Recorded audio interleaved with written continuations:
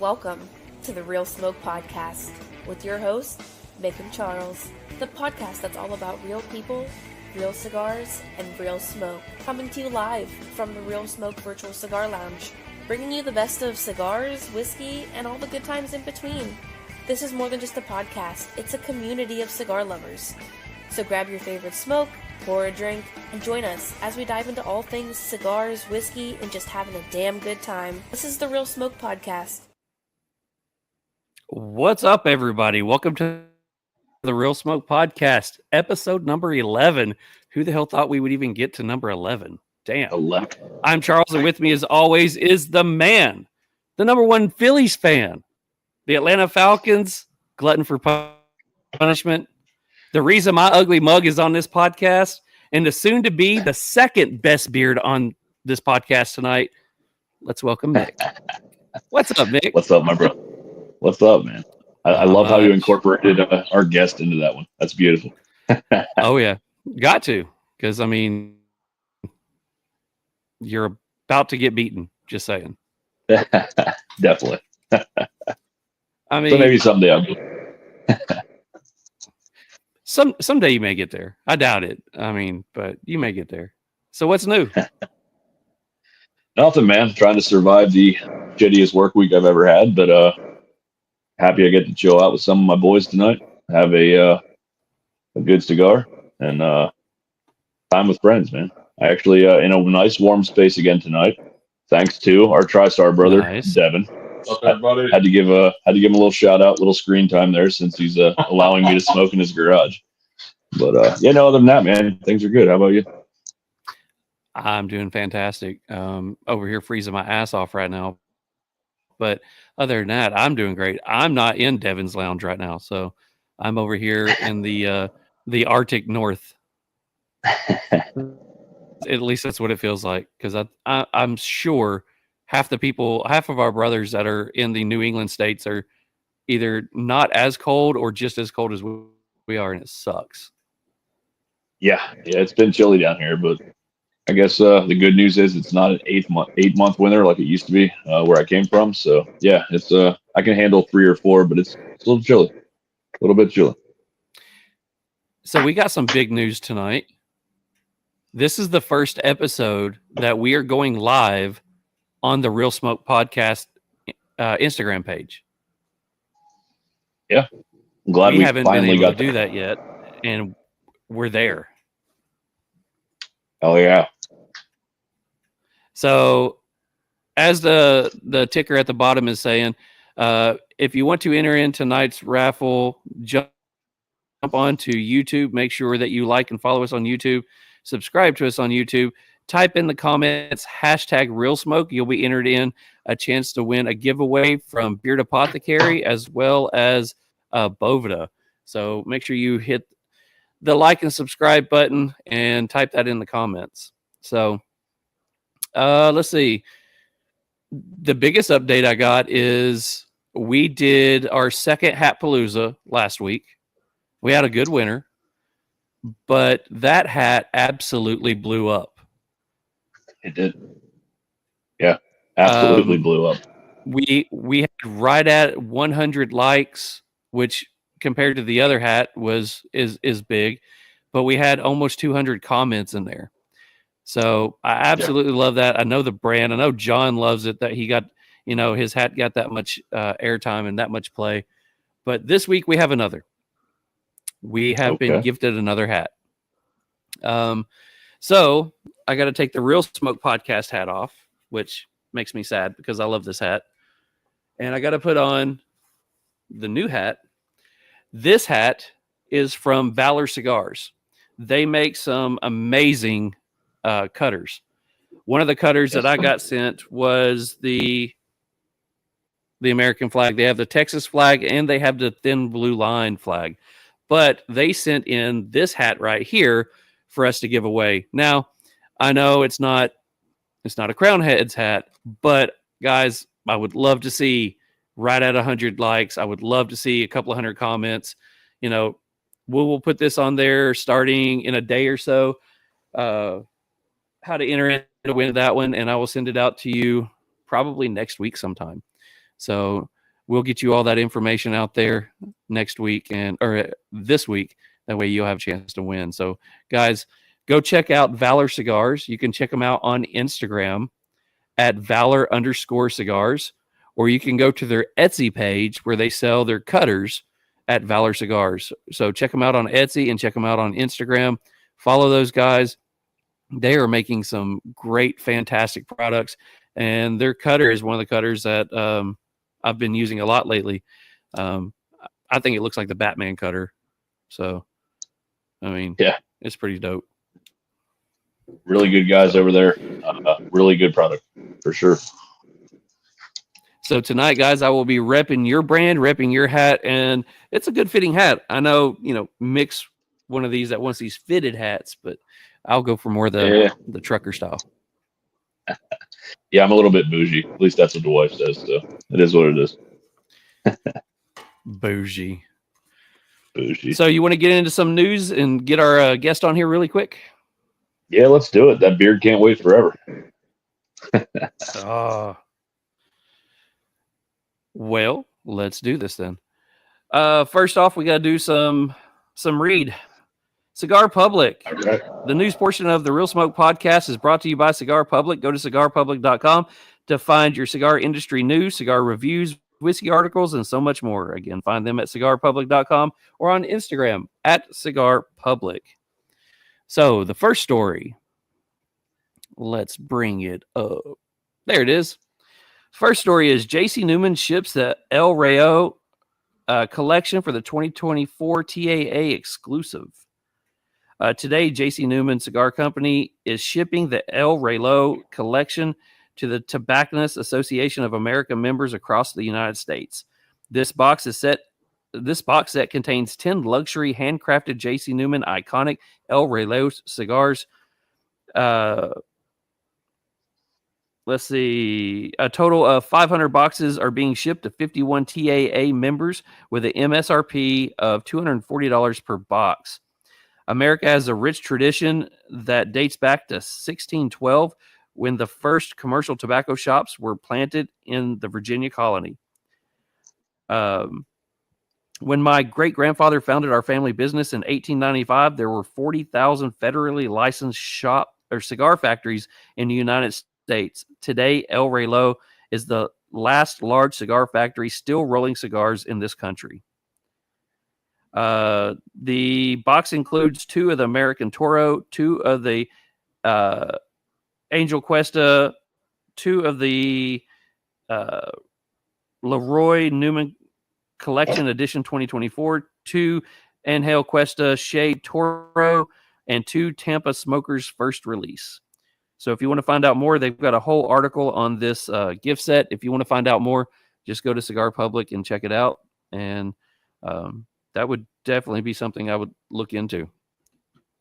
Yeah, absolutely. Sounds like a good, pretty good deal too for what you're getting.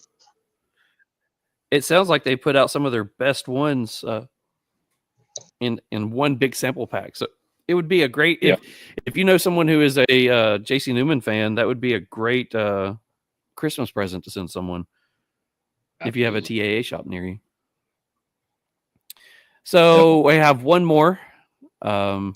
This one is from Plasencia. Let's see. Plasencia Cigars unveils the El Año de la Culebra. Sorry.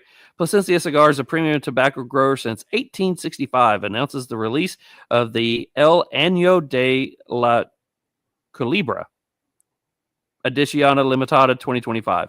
This 5th limited edition cigar is in the Chinese New Year collection. This limited edition offering is presented in a 10-count box featuring 8 Lanceros and 1 Culebra, comprised of 2 intertwined cigars. An exceptionally rare vitola made from cigars twisted and tied at both ends. Only one roller at the Plasencia has the skills to craft this one. They are among the most challenging cigars to create. Here's an improved version of the line. A total of 60,000 boxes are being shipped, with 30,000 boxes allocated for the U.S. market. So they have a whole story on the box, all the cigars. It's coming with 8 Lanceros, $49 each, 1 Calibra, 2 cigars, $98. MSRP for the entire box set is $490. Yeah, that one's a little bit much to bite off. a little pricey. But if you got some cash laying around and you'd like us to review them or check them out, I mean, hey, we're all up for it. I'm just saying.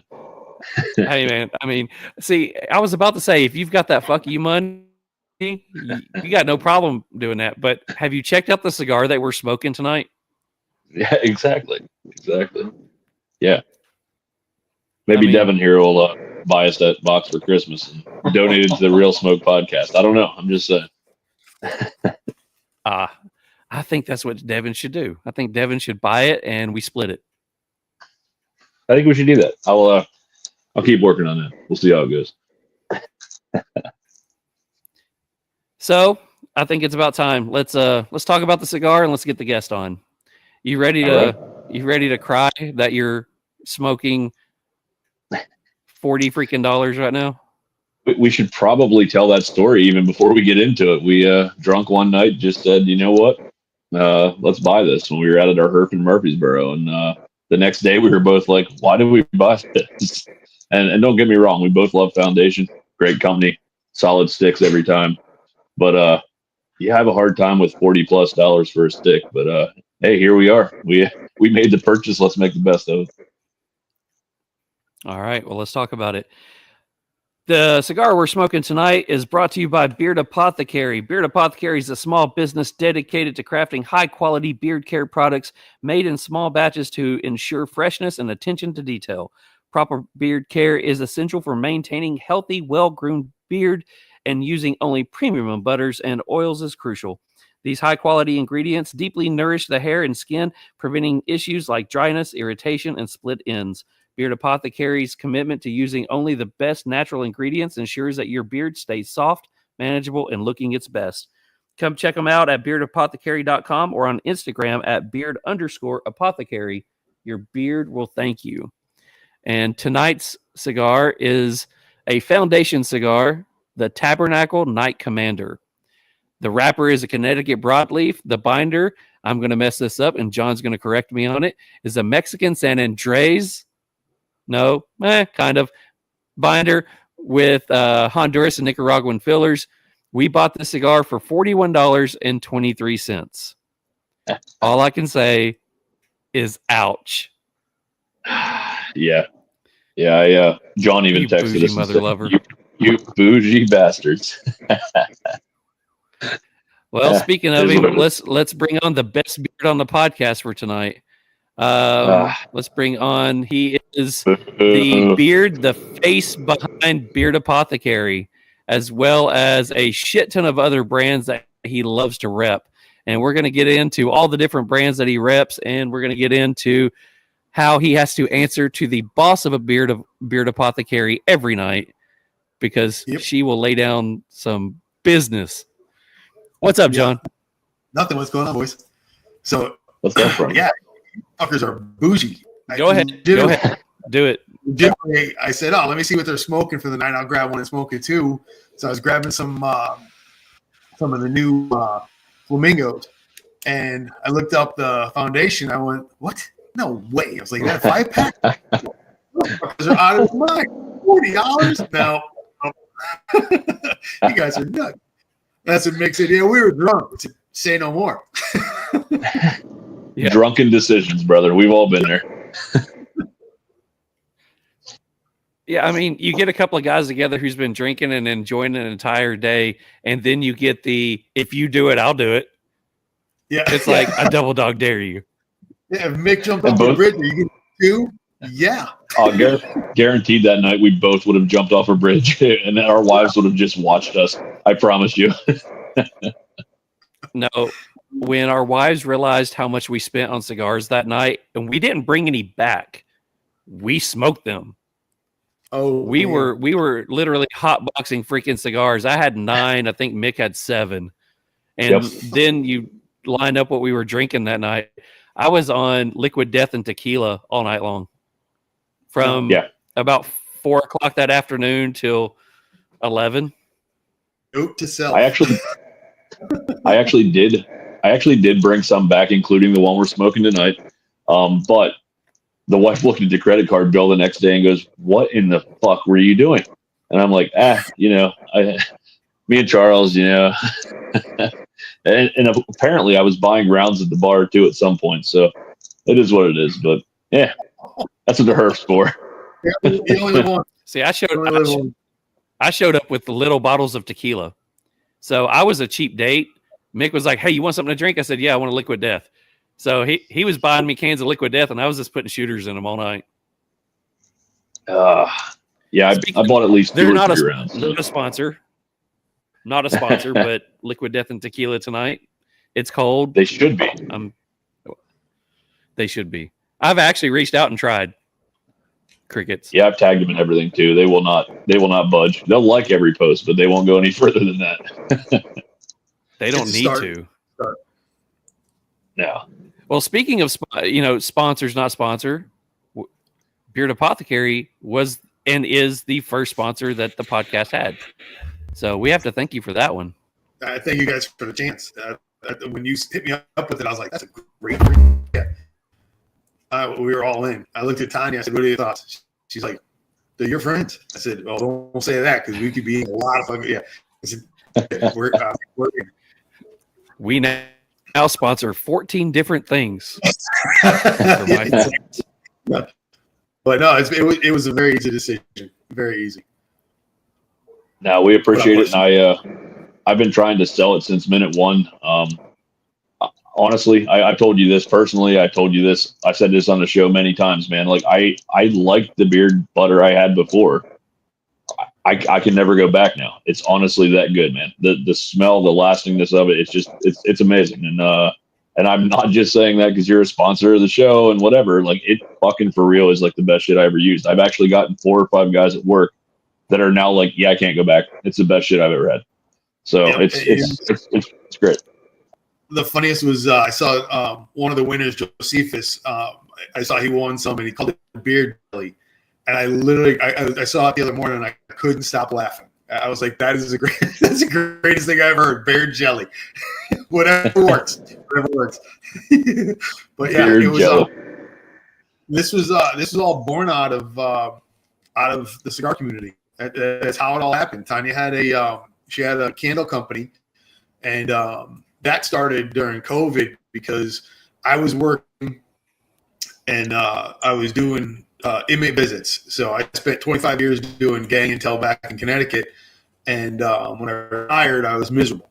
And so I got a job with a company, and the entry level that I got into was watching inmate visit, doing other stuff for this company that's contracted throughout the country, and we watch like a whole bunch of different jurisdictions. So she would come into we had a spare bedroom at the time. Jonah hadn't moved down here yet, my youngest, and so I in the room. I would work out through the visits because I had plenty of stuff in the room to do. And they're inmate visits. They're boring, and I know what to look for. So it was simple, and I was having a blast. And then she would just come in the room, and then she'd sit on the bed, and then she'd start watching the visits over my shoulder. "Are you missing this? Are you missing that?" And finally, I looked at her, "Bro, you're driving me nuts." I said, "You got to find something to do." And you're absolutely right. Absolutely right. Tanya is our favorite Aldi. Hashtag should be Tanya is our favorite Aldi. I like that.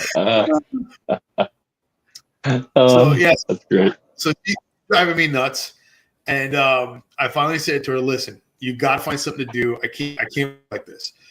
She's always talking about doing candles, so she got a candle making kit off of Amazon, and then she played around with that, and then she just went full bore, and we were killing it. And I've always said I want the sugar mama dream, and so I was told by my late friend Jim that I'm not living the sugar mama dream because I'm working my ass off, and he was absolutely right because I am constantly going. I'll correct him, Chris. Don't worry. And so I was constantly going we were going to the markets, and we would start we would literally just sit at the markets and sell all day. Yeah. Sorry, Chris got me on that one. So that's kind of how the whole thing started for the candles. And she got into a couple antique stores, and she's got a couple of displays going. And there's a market here in Columbia. We're in South Carolina, and we would go down. It's called Soda City. It's right outside of USC. And man, this place on Saturdays from 9 to 1, it would just hundreds of people. So I'm like, this has got to be our goal, is to get a booth down here. Well, about a year or so ago, we went down, and there are 8 candles. I looked at it, I said, no, it's just a waste of time. And it's too big of a commitment. So we started picking and choosing what we were doing. And the beard was getting longer. And I said to her, the guys keep talking about this beard oil and shit. I got to figure something out, because it was just all over the place. And I wet it down, and it was just, you know what it's like in the when it's humid out. It's humid as fuck down here. That thing would just curl up, and so I started making beard oil. And then the guy started using it, and it went to the next level where my friend Jake, bearded cigar lover, he helped us out big time. And it was kind of weird how the whole thing happened. How we ended up with Jake. I was on a herf one night, and he starts talking about candle that he has. It smells amazing, and he's going on. It's called Cigar Bar. And I looked at him, I said, he held it up. I said, bro, that's my wife's candle. First time I ever met him, I had no idea who he was. He goes, this is your wife's candle? Have her call me. I'll help her with a website. And that's how it started with Jake. And he's the one that kind of really kicked us along. He's a butter to take a look at. And she broke it down. She's like my mad scientist. So there's formulas all over the house, and there's things everywhere. And so we just started trying different things. And she started the butter. And Miyagi and Bruce, the Smoking Hobbit, those were our 2 guinea pigs, including me, and they helped tweak it. And Miyagi actually helped us name the company, because she was hemming and hawing over that. And it's funny because she would not listen to me whatsoever. And Miyagi's my sensei when it comes to all things cigars and selling cigars. He'd spend a night here, and we'd take off the next day, and she would listen to him. So I would just get a hold of him earlier and say, bro, I need you to talk to her about this, and this. And he would talk to her shit that I had told her already, but because it wasn't me telling her, it was Miyagi. Yep. She's like, that's a great idea. I was like, whatever. And so that's kind of how the whole thing started for us. And we kicked off around April of this year, and it's been an absolute blast. So I'm currently working 4 full-time jobs. I'm the worst retiree you'll ever meet. And I've got my regular 8 to 4 job. I'm working the Instagram page. I got on the social media for the account. I also I've got any of the shows that we do, plus all the testing, and then the selling the cigars and going around to events, stuff like that. So there's no stopping. There's no stopping. But I've been like that my whole career. So this kind of feeds into my ADD. So it's been a lot of fun, and a huge thing has been the cigar community and the cigar clubs. You get involved in tremendous as far as support goes, and it's been amazing. Yeah, this also leads into my things that. Okay, go ahead. Yeah. No, I was just gonna say it leads into my bougie lifestyle. The wife's like, "Really? Now you got to order this stuff like every few." Yes, I do. It's just who I am. So you can't go back. I was about to say the exact same thing. I mean, it's one of those things where I'm still rocking the original containers and everything. Because there was the OG stuff. There was one of the products that had to be tweaked a little bit, and I fell in love with it right away. We were actually looking for TriStar. Tanya had sent you with some stuff down to a herf for us to smell some different samples for some candles. And so we started smelling those, and then you sent me a message back saying, the numbers are mixed up. We don't quite know which is which. Yep. So it's like, okay, cool. So I guess I never really thought about it again, because it was like, okay, I don't know which one to pick, but I don't know which is which anyways. But then all of a sudden you come out with the same scents, but in a beard butter. And it was like, So yeah. picked the flavors that we went with, the scents that we went with, and I didn't know she was doing it. Miyagi and I were at an event. We got home. We were going up to Lounge in North Carolina to do a meetup with a bunch of our friends from one of the other clubs we're in. And we get home. It's like 11 o'clock. And my living room is destroyed. There's just shit everywhere. And I'm looking at her, and she's like, just go to bed. Just go to bed. Just go to bed. And I went to bed. We woke. She didn't come to bed till like 3 o'clock in the morning. We get up, take off to the I still don't know what she's doing. We take off to the event. And there was about, I don't know, maybe 10 of us, 11 of us. Everybody's got beards, but like 1 or 2 guys. And all of a sudden, now this woman is very quiet. But she knows these guys and she's used to them. So she just took over the whole, like an hour. And she just puts out this bag and starts handing out samples to these guys. And they're just numbered 1 through 6. And she said, you guys are going to pick the scents that we're going to use. So these are not her scents. These are scents that she made. And everybody got to pick which ones their favorite were of the 6 and 4 the ones that she went with in the core line. And since then, she's got a couple that she's done as customs. One of them is going to come out after the first of the year called the Bougie Grunt. Was made for a friend of ours. And everybody kind of digs it. So she's going to make that into a full line. The one that I love, she hasn't even made. Mine is one of it's called Cigar Bars. It's actually one of the candle scents, and I love it as a butter. So she hasn't even come out with that one yet. So there's a lot of room for it, but it's just the idea of just getting the core line down. It is no different than selling cigars. It really is. Hey, Memphis. And we came out there with a core line, and then we'll add on as things start to grow. So it's actually pretty cool the way that she worked it. And she's always tweaking. She's always coming up with new ideas. And we came out with the diffusers, and I'm like, well, if we're coming out with diffusers and it's a guy thing, they got to be skulls. I love skulls, so that's what she came out with. She found the skull diffusers. And well, see, I'm rocking that skull diffuser, and my car is absolutely wonderful. I love that thing. That is my favorite thing, and I think Mick has one now too. I do. I bought one with my sampler packet I got, and it's great. Honestly, it's the one thing I will say about that is, it's not overpowering. It has never once been like too strong. You catch whiffs of it, kind of, if that makes sense. Like it's not too strong, and I'm like, wow. Like most air fresheners, it's way too strong, and then it disappears. Like this has been consistent.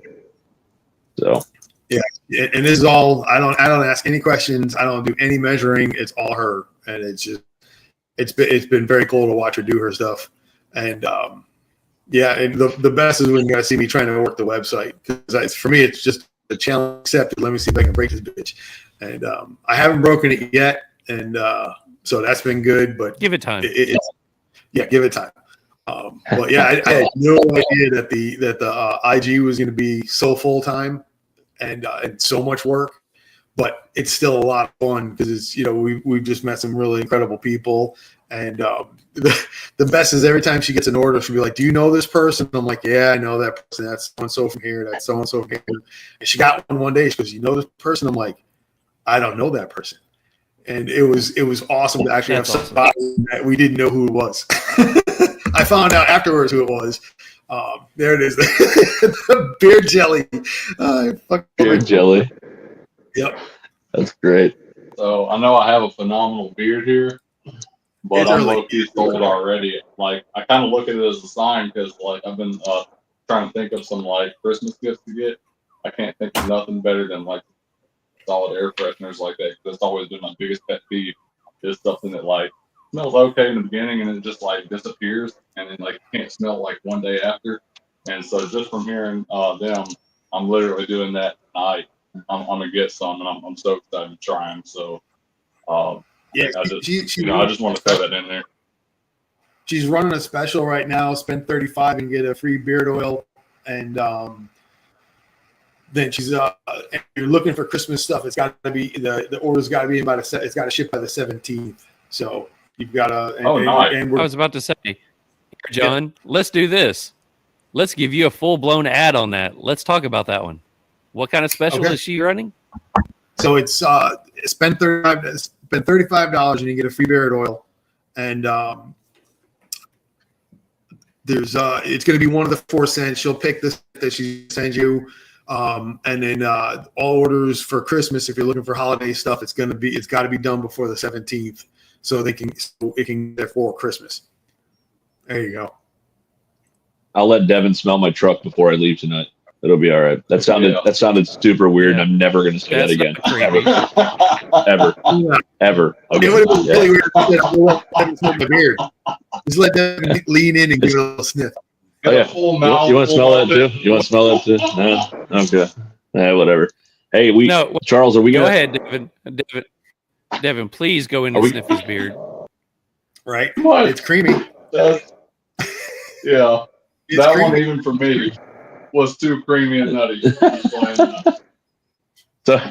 So are we going to put him on the spot, or are we going to talk to him offline about what we talked about before he got on? Charles, what do you think? I think we should put him on the spot. Just my opinion, though. Say this. We can put him on the spot a little bit, but we won't ask for an answer. We do know that we signed up for a 10-week thing with you, and we know that's coming up really soon. But if we are gracious enough, or if you are gracious enough, and we are lucky enough to have you on for another 10, I try to do my best by doing a good read, but I need the beard spots that you're doing to where the ad is nothing but you looking up from that book and just talking about the beard product, because that would do more than anything, because that's such a great ad right there. Let me tell you, Yeah. it happened where I got a text message from a friend of mine, and he said he's always throwing ideas at me from Toro Cigars, and he's a marketing wizard, and he's like giving me ideas, and I just sat here one day and I go, what the hell am I going to do? And I said, I got an idea. And to me, it was just like the old, the guy sitting by the fire, reading a book and then looking up, and it's just how it hit me. And I literally went through my recycle bin, found a clothing magazine that was sitting here. It's just a clothing magazine, and that Tanya had gotten. So that's the good book. And I hold that up, and you see some girl on the inside cover, and it's just like, something like, are you reading Playboy? Like, I'm not reading a Playboy, but it might as well be. And I just think about during the day. I think about what am I going to read about tonight. I'll do some research, write some stuff up, and then just read it and have fun with it. Because if to me, honestly, God, if you're not having fun, why do it? Absolutely. Why do it? Yeah, that's what Charles and I talk about every week, man. Like, we're just doing this to have fun and be an extension to the cigar community. You know what I mean? And if it goes somewhere, great. If it doesn't, it's cool. We know who our core crew is, but at the same time, meeting new people.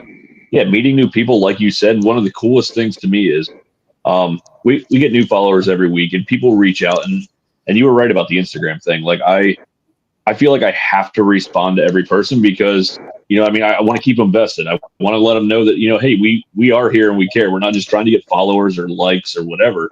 Like, we're just trying to grow our community, really. And so every comment I'm trying to respond to and whatever, and the wife's like, we fucking stop with that for a minute. And I'm like, I can't. We now have like 2,500 followers and it never ends. But at the same time, I just don't want to miss somebody along the way. But it's a lot of fun, man. We love it. Yeah, it's been a lot of fun, and then I had no idea, and I'm still so new to. I mean, I've got my down pretty good as far as what I want to do with it.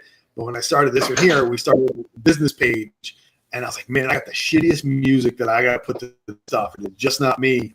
And I said something, and Mike goes, "Bro, are you serious? You don't know what to do?" And I'm like, first of all, lower your expectations. Lower your expectations with me. He goes, it needs to be a creator account. And the reason with IG, if you keep it as a business account, that means you can sell off the IG page. Well, that's the least of my worries. We have a website for that. So when I changed it over to creator page, I was literally sitting out here giggling like a little kid because I'm like, I can put Knock Loose on one of my posts. And that was the first song I went with. The first band I went with was Knock Loose. And Tanya's like, you think everybody's going to want to hear that shit? I said, I will keep it to mainstream metal. I won't go crazy like I do on my page, but that's me. That's who I am. And one of the first things that was told to me as advice was be yourself when you're doing this stuff. 100%. it is what it is. I mean, when you hear me talking, those are the thoughts that are running through my head. My ADD kicks in, and I start thinking about stuff, and I'll just ad lib as I'm going because that's just me. I do not love Tay, Christopher. We're going to be kicking Chris shortly. The first official ban from the podcast. It'll be him and Rob, of course.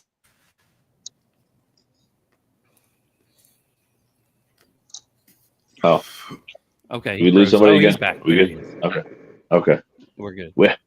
I was trying to get Chris, and I don't know if we told you. I don't think you were on, John. I was trying to get Chris to do a read like you do for the Beard Apothecary live on the podcast one night about the loofahs. Holy fuck! I was like, you got to do this, man, and like we didn't get. Oh, it was so funny. That would have been great. And that's the best part, man. It's just we're all a bunch of friends. At the end of the day, if this didn't work, we're still friends. It's still, you still meet some of the best people, and that's what it's always been about the relationships. And I'm at a point in my life where I'm really, it is what it is. This is what you get, and I'm not for everybody. I get that. I know that. I'm okay with it. We have done some shit in our careers. We have done some crazy shit, and you're damn right.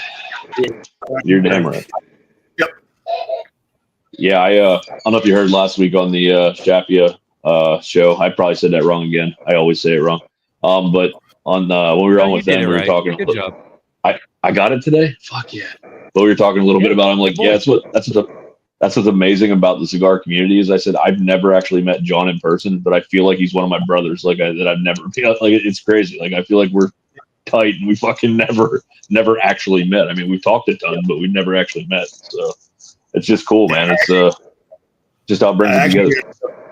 I ended up over with the Cigar Dudes on their podcast last week because Randy was hurt. He blew his back out, and so I was on with those guys, so I didn't get a chance to watch Chaffio yet. And but I heard it was great, and you know how much I love those two.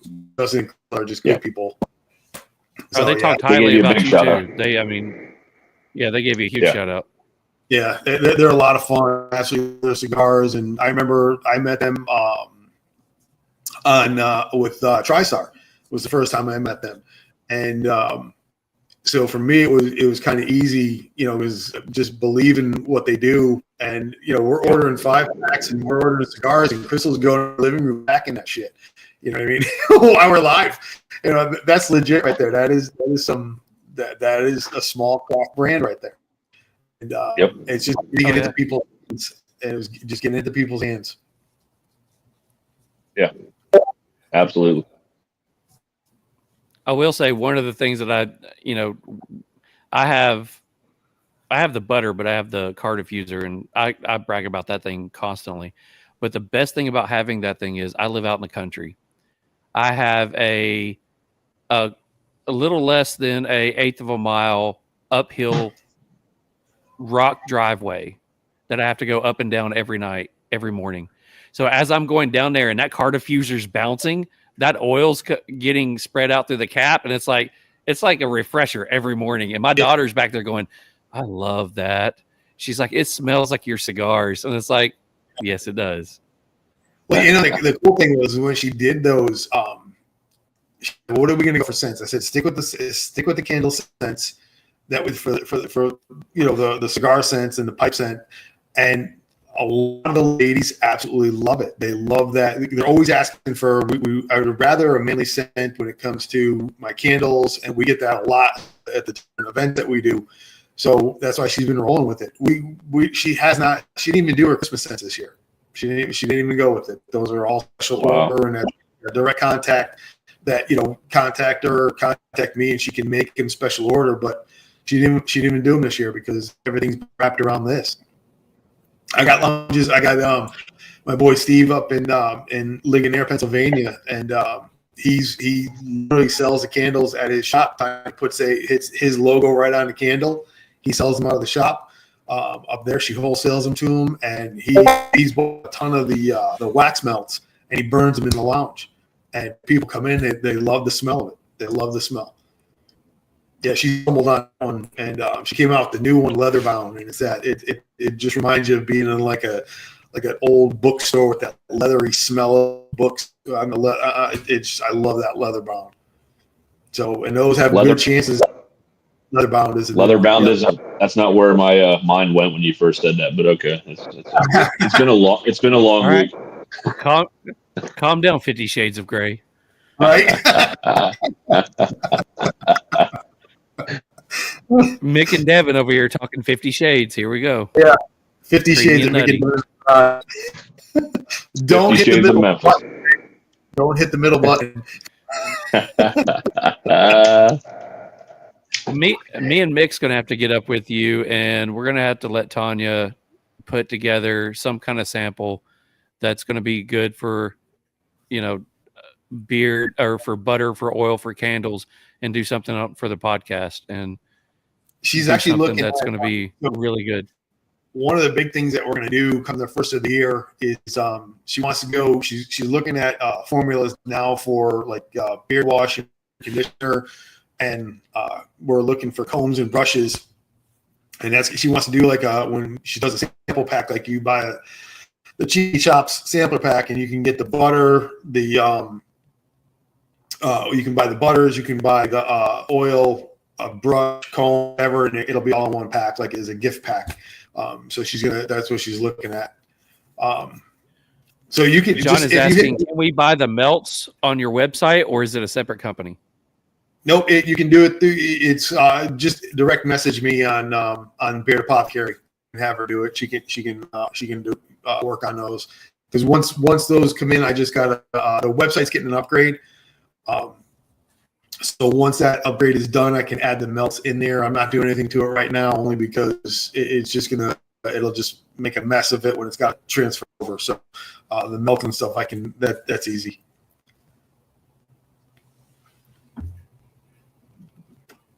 So let's go into, you're a man of many talents. So you're not only the beard behind the apothecary, you also have gotten into where you're repping quite a few brands now.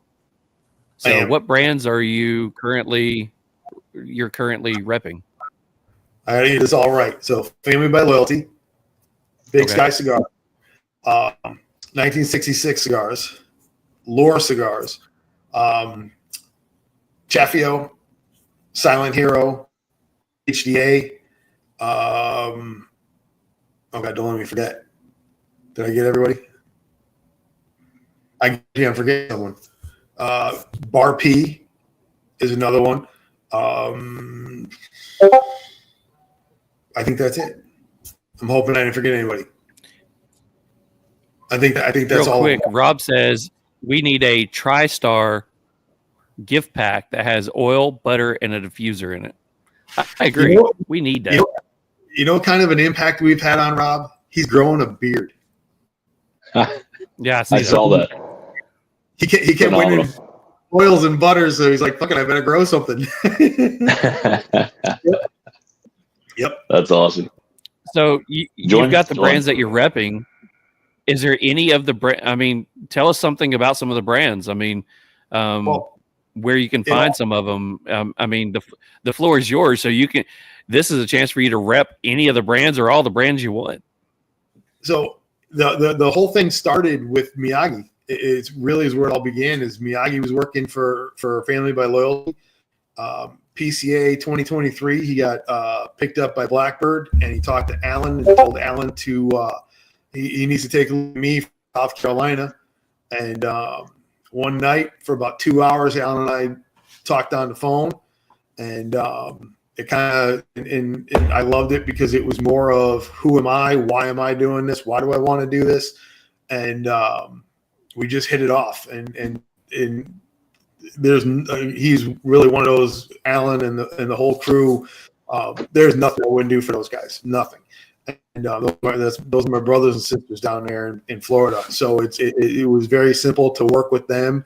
And in PCA this year, I picked Big Sky, Just again, Miyagi was talking to Brandon, and Brandon said he was looking for someone for this area, and he says, I can't do it, but I know someone who might be able to. So he introduced me to Brandon, and that's kind of how that started. I met Roberto from 1966 Cigars. I met him at PTA, and that's how that started. It was just talking with him, and then it just snowballed from there, and it was picking up little spots here and there, you know, companies here and there. And Bar P we just found through Fat Boys up in Pennsylvania. Chuck, friends, I was an ambassador for him when he came out with the boots on the ground line, and it was all cigars that he did for all of the services, from military to law enforcement to corrections, paramedics, you name it. If there was anything to do with the service industry like that, he did a line of cigars for him, and that's why I met Chuck. So when he opened up his lounge, he put it out there, said if anybody wants in, by all means, get in touch with John, and we'll go from there. So these guys were hitting us up, and Brady from Bar P was the first one to hit us up, and talked to him for a while. And his cigars are at Chuck's place right now. They're in Boiling Springs, picked them up, as well as Tim and Vi down in TR Cigars down in Georgia. And then huge influence, and some of my favorite guys are out of Toro, Mike and Ken, and man, I've learned so much from those guys. It's been amazing. So I've got some brands in with them. I've got Big Sky, and oh my God, they would kill me if I forgot the Cigar Clowns. And I forgot the Cigar Clowns, and that's also, thank you, Christopher. Yeah, so it's been an absolute blast, and the Clowns were an easy one too, because I met Joe and we were herfing all the time, and I said, hey man, I said, if you want, I'll be more than happy to try and see if some of the guys down here want them. I'm bringing up to lounges, we'll give it a shot, and the Clowns just took off for me. Those guys have been amazing to work with. And I got a chance to hang out with Ray and Danny at the Veterans Day event up at Toro in Virginia. It's just been such a huge world that has opened up, and just knowing people. And that time I met Bryce was through our club on Ash, and they're like, man, you need to give Bryce a shot, give him a hand. And man, I smoked through that 5-pack. I was like, yeah, done, easy. Same thing with HDA. They started in April of this year. By May, I'm talking with them, sent me a 3-pack of their cigars. I smoked them on a Saturday. And my whole deal is, like, if I don't love your cigars, I can't rep it, because if how do I rep something that I don't love? And I fell in love with those, with the HDA cigars. So it's been fun just getting to meet the guys from all different places, and just bringing the cigars around and talking and learning the business that way. And man, we all joke with Miyagi being the passenger princess, and he absolutely is. He comes to this house. Yes, he is. He never drives again until he goes home. We walk out to the car, he just gets right in the passenger seat, and I drive everywhere. And I'm okay with that, because I've learned so much from him. And Alan took me under his wing, and I have so much loyalty to those guys, because I wouldn't be here if it wasn't for what Alan started with me. He taught me how to sell, and he taught me, what the goals were and what he wanted out of a rep. And he said to me, he goes, you are no good to me as a family by loyalty rep. I need you to create the John Aldi brand, and that's what's going to help sell my cigars. You go out there as John. I want the lounge owners to know you. I want the customers to know you. So they're there for you, and then you're bringing them our cigars. And it's such a true statement, and that just kind of snowballed. That's how it all happened. I mean, so for new guys, Clowns just dropped Festivus, the 2024, their limited release. Toro sold out in about 9 hours. OGT sold out in about 18 hours.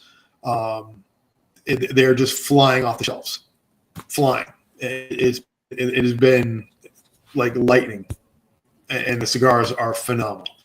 And we know that because Joe smokes them every time he's on a Herford. Just shows us, because we haven't got them yet.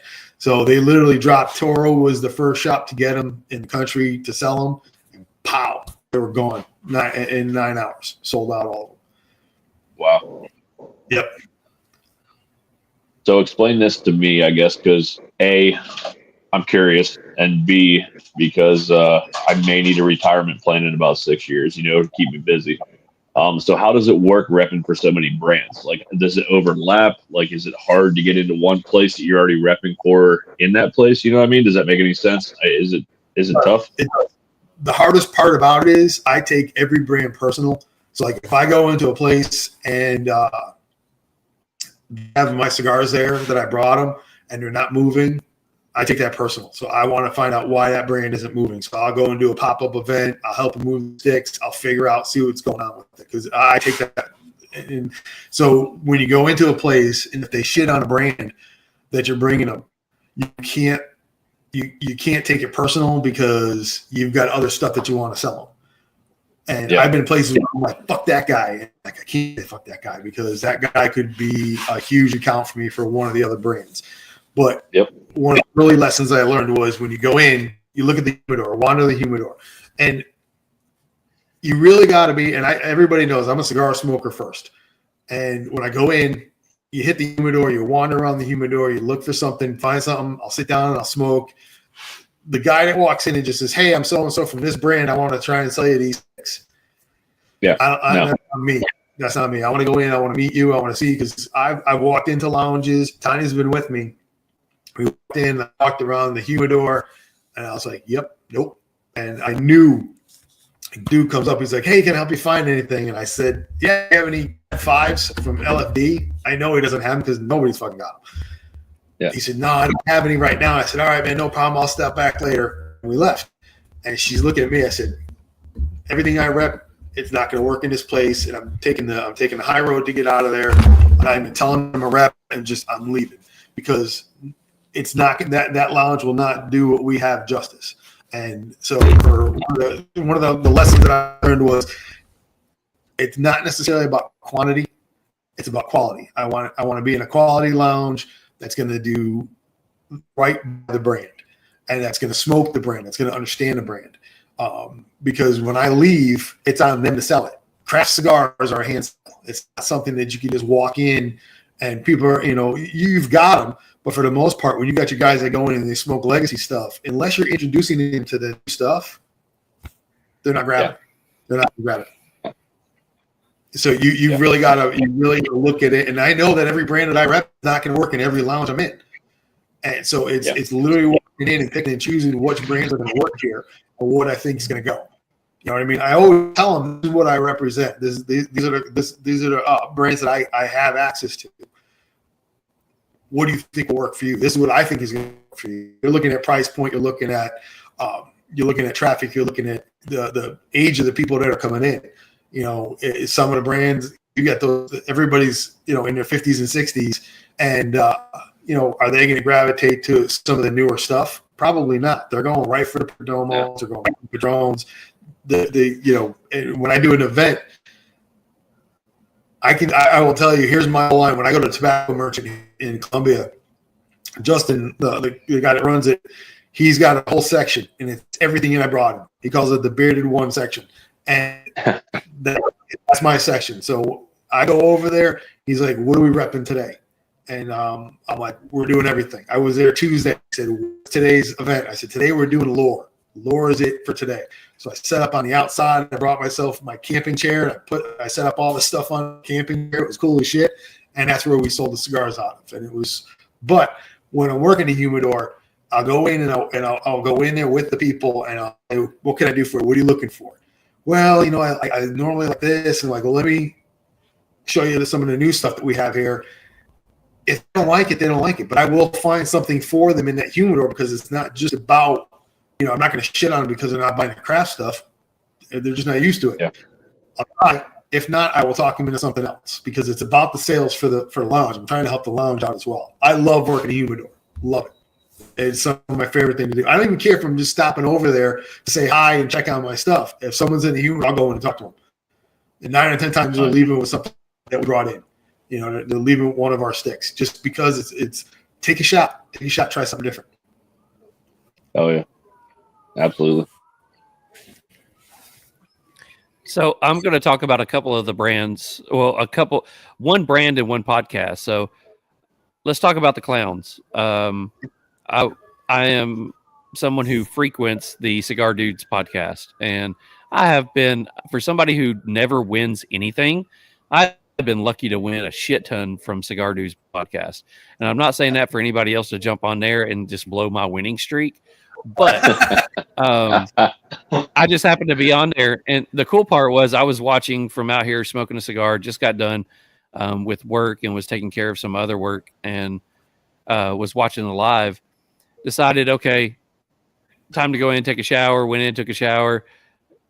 Could not sleep, so turned on the podcast again. Was sitting there, and all of a sudden, it's like I win again. It's like hell yeah! So you were talking about the Festivus. Tell them what it was, though. So they have a rule that you have to be on the podcast when the drawing is done, and you have 30 seconds, 45 seconds to to let them know that you're still there watching. Charles made it like 4 seconds on the clock to put in there, and that's how he won the last bunch of cigars, like with seconds. Yeah, left. I was dozing, and I just happened to get that nod that I opened my eyes and saw my name on there. It's like, oh shit, I've got to figure out how to type my name into this, and I just put "What's up?" It was hilarious. Yep. And so I got to win some of the Festivus. I've only had 2 Cigar Clown cigars. Can't remember what they were. I know one was a black band gold clown, and can't remember what the other one was. But I got told that I won the Festivus. Yep, you've had a Goldie. So yeah, I've had a Goldie as well. I've had a lot of Goldies. So tell me what I'm in for the Festivus, because from what I hear, that is something that's going to smack you in your face when you don't know it. Yep. It is full bodied. There's not a lot out there about the actual blend and all that stuff, and I love that. It makes my life so much easier as a rep when brands don't disclose a lot of information. I will tell you that last year's Festivus, the 2023, which I almost smoked tonight, but something else caught my eye as I was about to do it, and last year's was fantastic. So I have a lot of faith in Joe when it comes to picking. When he's talking about the cigar, he's not been wrong with me, and he got me with a roadie right before the roadies came out. The rodeo clown right before that came out. We were in Connecticut, and we met up at a lounge up there. And I just came out with a bag full of stuff, and I sit down, and he hands me a rodeo, and he's like, "Smoke this." I'm like, "Come on, dude." He's like, "Smoke it." I lit it up, first cigar of the day, no food, no nothing. It knocked me on my ass. He was laughing so hard, but the rodeo hit me. It was beautiful. So he's sitting back and he's talking about this one. I can't wait to get my hands on one to give it a run. But when you take a look at the sales of how fast it moved out of OGT and Toro, and knowing this is one of the first limited releases that they did where they opened it up to shops.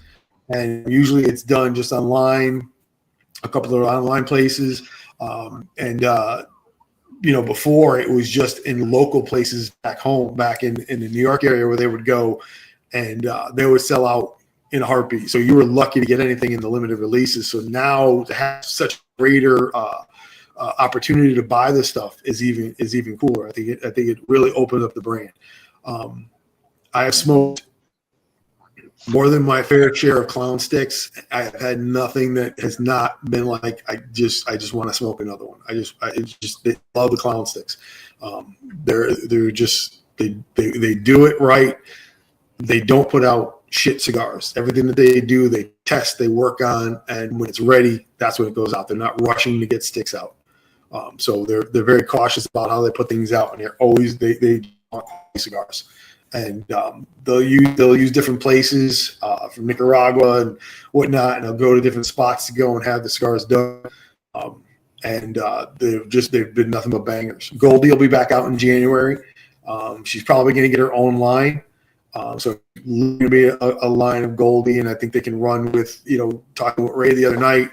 I knew her on for that. They were talking about literally doing a full-on run of just Goldie and her sidekicks, almost like a team up of different characters through the Goldie line that they're creating, and they'll come out with different sticks. So that is super exciting to be a part of and to watch happen.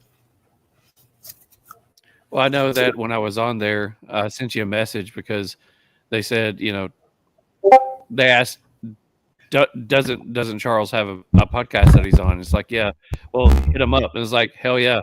I know I sent you a message that, hey, tell him we're all good for it. I'm going to bed. I was done. But we hope to, I'm going to reach out to them, hope to have them on first of next year sometime. Yeah, Ray said not a problem.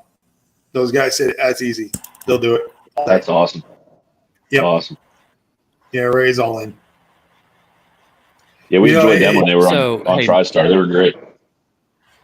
Oh, yeah. It's so much fun to have. Nick, we do have a drawing to do. Oh, you do? Go ahead. Okay. No, it's so much fun to be able to have so many different brands that I'm with, because there's never a time when I can't think of something flavor-wise that I want. You know what I mean? It's like when with Lou, what he's done with Laura has been an absolute blast. They're bangers, man. He's great. That brownie trout, the easiest. Oh my God. Listen, this is like smoking a fudge brownie. They're like, it's flavored. I'm like, nah, not a bit. Did you?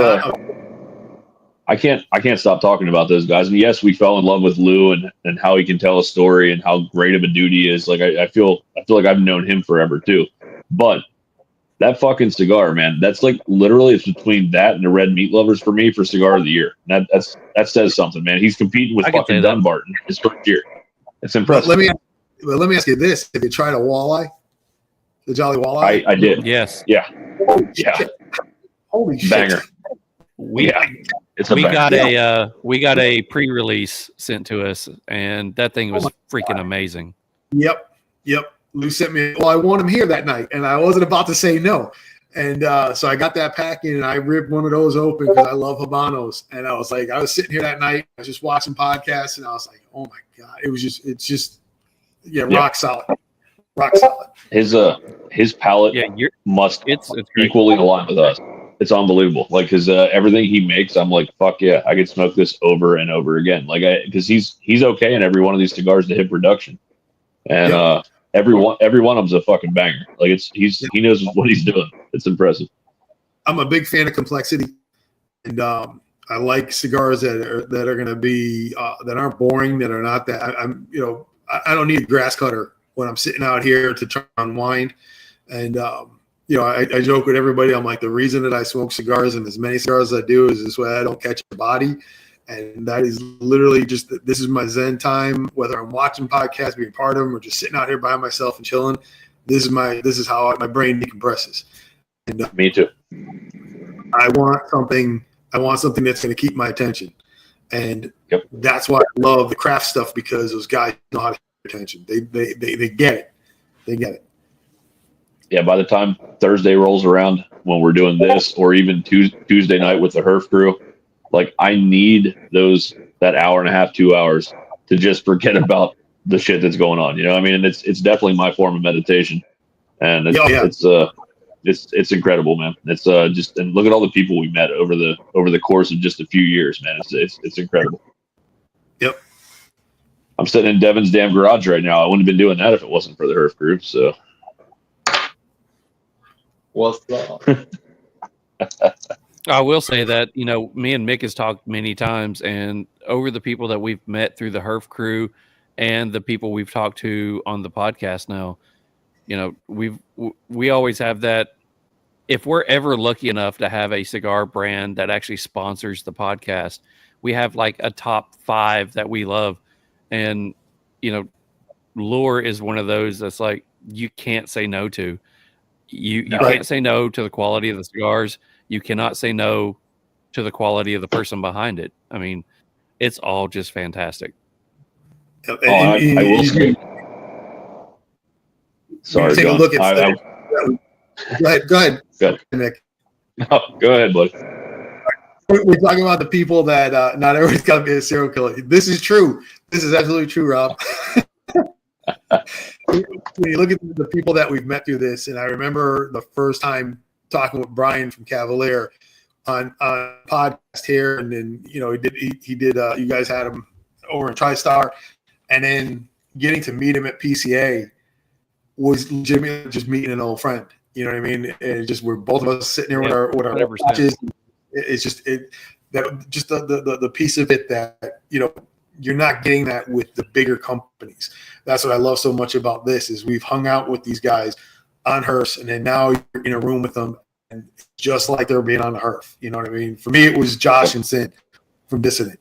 That was my geek out moment. Alan went to me at, are you going to be at the booth? I said, I can't just stand here. I can't just stand here. Just let me go. And I would just walk. I put miles on PCA, and I was just bringing people over to the booth, but I was hanging out with everybody, getting to meet everybody, and being able to just sit with Josh and Sin and just give Josh a hug and bullshit with him. I mean, we had spent nights and hours talking about music and just because we have very similar tastes in music. So it was awesome to be with them and smoke a cigar with them and just meeting all these people that were smoking their brands. And, you know, you bring up their names and they're like, who? And you're like, I need to know. Just I'll take their cigars. Don't you worry about it. Absolutely, they care about the story. I was about to say, he says, here's a question for the podcast. Do cigar smokers really care about the story behind the cigars? I will say just for me, that's the reason I got into lore. Me too. I hadn't tried any of them, and I started hearing his stories about his family and his dad and just what he had, the stories he had behind his cigars. And then we met with Bryce with Silent Hero and hearing the purpose behind his cigars. Shafio, I'd never tried any of those, and hearing the story and the purpose behind what they're about. It was those stories that got me to try those cigars. If I would have saw any of those on the shelves, in which I saw lore on the shelves before. It was one of those things where it's like, okay, I'll just go to something that I'm used to. But once I heard the story behind it, I cannot get enough. And I realized they make some damn good cigars. Yeah, 100%. I'm the exact same way. The stories draw me in. The good cigars keep me in. You know what I mean? If that makes sense. It's really just an honor to have met some of these people already on this show. I can't wait to see what next year brings. But one more shout out to Lou. That's what I was going to say a minute ago. Within 5 minutes, I mean, honestly, we were on episode, what, Charles, 8 at the time when we put that post up about does anybody want to sponsor our end of year podcast? And within 5 minutes, Blackbird responded. And like 2 minutes later, Lou responded with big, bold letters, I'm in.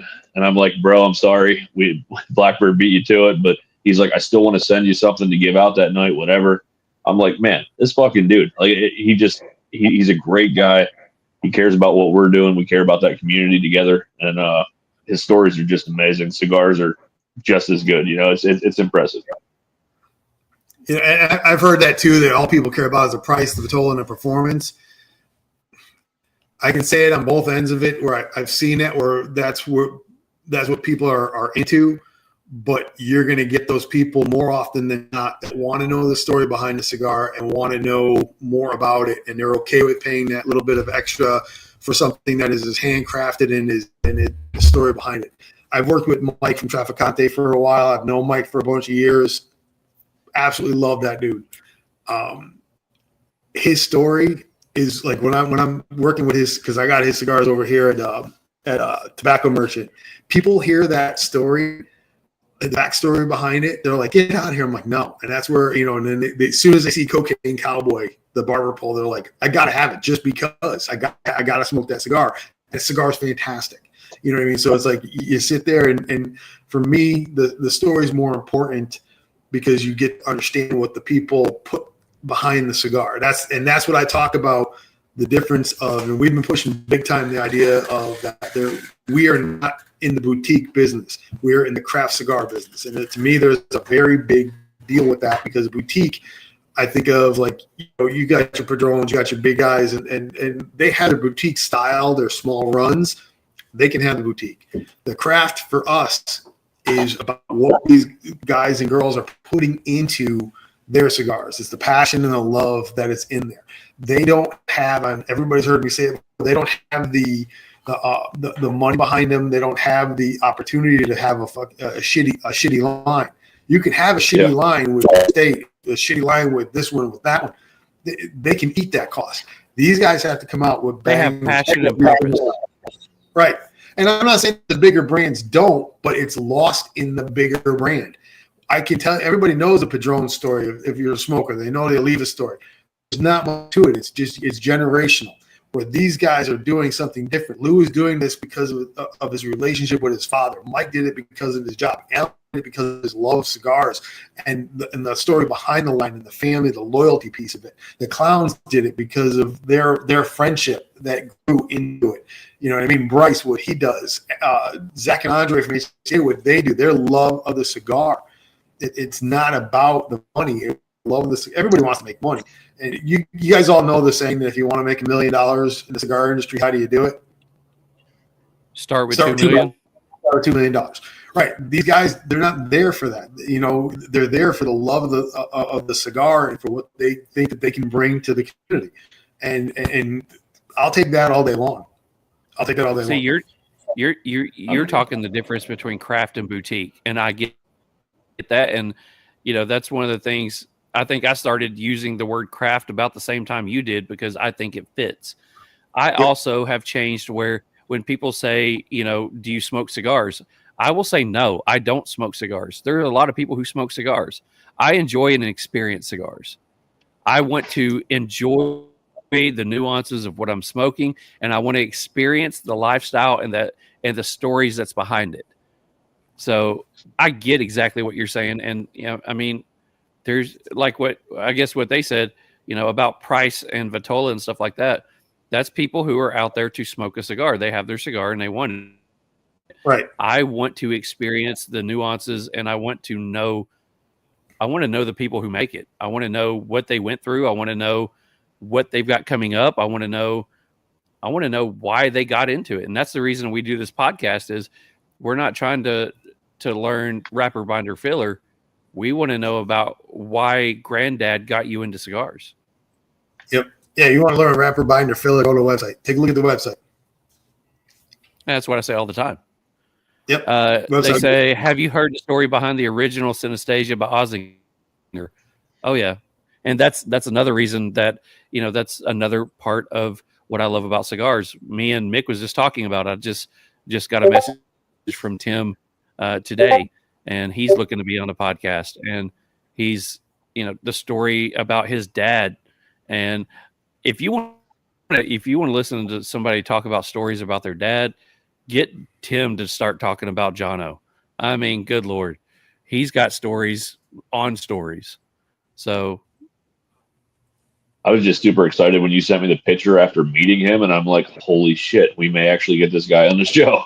I'm excited because I've always loved what he's done, and just seems like a true, real dude in the industry. And I'm like, when people are that big in the industry or that big of a name, you usually don't think they beat. But you said he was one of the coolest dudes you ever met. I'm like, I want to meet him. I want to, at least on the show, man. Like, this is awesome. Yep.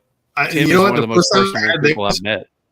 They put a couple. They were part of the sponsorship for PCA this year, and so everybody got a gift bag. So in the gift bag were some of the sticks, and I had never even seen them. And I smoked one, and I was hooked. Absolutely. You can have a great speedy cigar.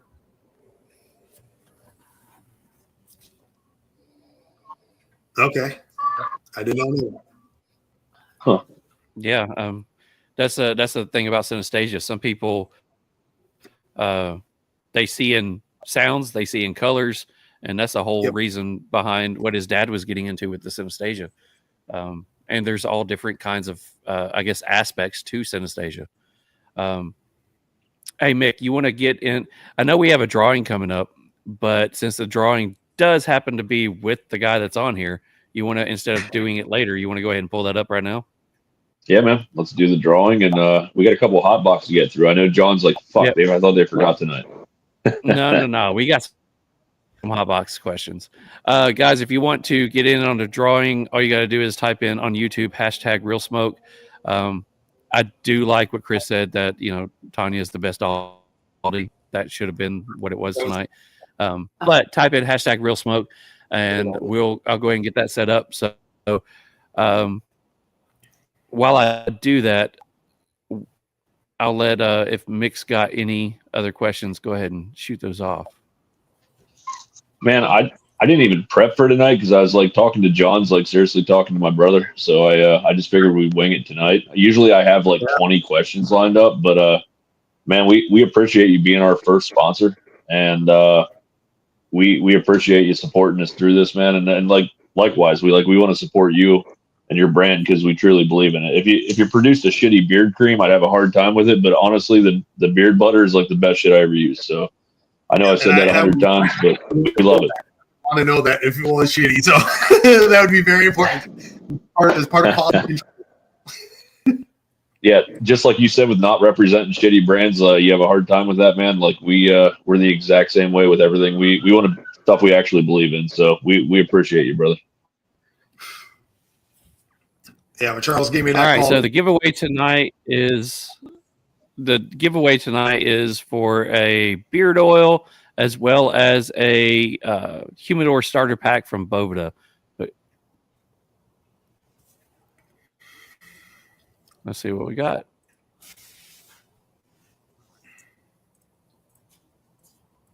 Oh, fish sticks is here.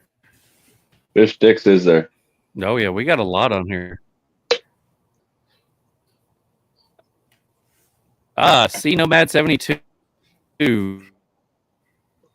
Okay. I will say congratulations.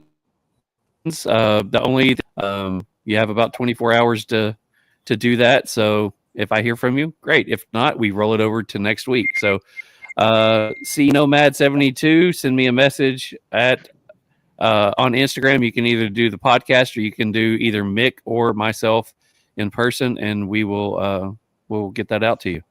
So congratulations of that one. Congrats. So what was you saying, John? Sorry, when I reached out to you, what now? No, about being a sponsor. It was a very easy decision. I looked at her and I said, "Hey, Charles hit me up. What do you think?" She's like, "Yeah, all day. Not even a question." Hell yeah. No, she knows how much.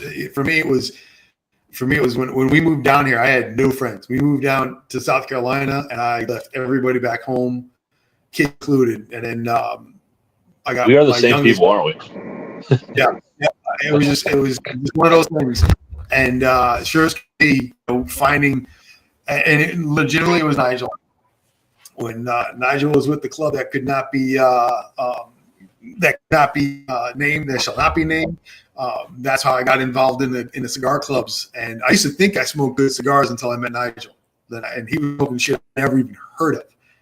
And first time I saw Lore was with Nigel. Was him smoking it. And so it was just one of those things where the club just kind of kept coming. And it's been an amazing run. I couldn't be happier. Nigel has turned me on to quite a few cigars back in the day. So we have a question from the audience. What is your favorite Taylor Swift song? Love Story.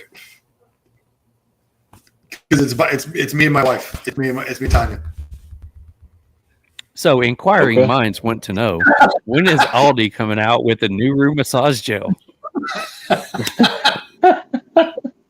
Next question. No idea.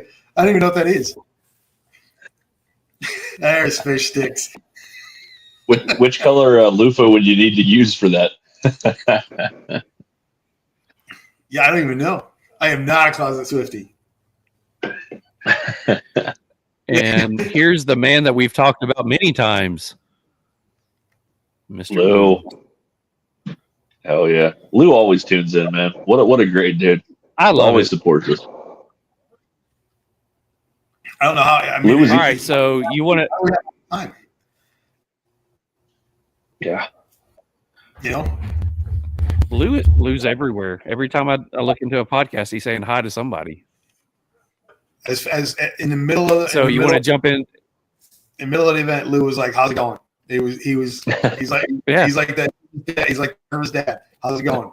Talk later. We'll talk later. Love it. But yeah, just tons of support as a rep. It's just it makes my life so much easier to know that I can count on him. Question for all: are you ever in the mood for a certain cigar and nothing else will do? Quite often, yes. Yep. I will. Yes. There will be days where I wake up and one of the first 10 thoughts I have in my head is I can't wait to get home because there's a cigar in my humidor I want to smoke. Or I've had a rough day and I need something that's going to kick me in the face and just be as mad at me as I am at the world. Or Yep. I have a Saturday where I will say that one of my favorite cigars is the Matilde Serena Maduro. That's my favorite morning cigar. So during early spring or early summer, sit back, watch the horses play out in the field, listen to the turkeys or the birds, have a cup of coffee and smoke that cigar. I will go to that one every day. So yeah, there's definitely times where I want this cigar, and if I can't find it in my humidor, I'm pissed off. Yep. When you got that cigar that is like sitting with an old friend, it's the Jerry given by loyalty. Any given, I don't care where I am, what I'm doing. If I can get my hands on a Jerry, that's the one I'll crave. And this has only happened to me once. Justin at Merchant, he's got a bunch of old Tatuaje stuff that he's got in his stash. He gave, I don't know what it was. It was an old, like 2015, 2016 Tatuaje. I smoked it. It was phenomenal. I went to bed. I dreamed about it. And I woke up the next morning wanting one. And I didn't have one. I was depressed because I smoked the only one I had. It's phenomenal. Yeah, I guess my cigar would be ever since the Western Tennessee Herf, when I smoked like 3 or 4 of those Cavalier Pacas. I found that bundle in the back with the yellow cellophane on them, and I had to ask Brian what the fuck it was, and he told me it was a Paca. I fell in love with that fucking thing. I'm still sitting on one in my humidor, but that is the one I look at first every time I open that damn drawer, because I'm like, man, and I just got to smoke it one of these nights, but you just can't find that cigar anymore.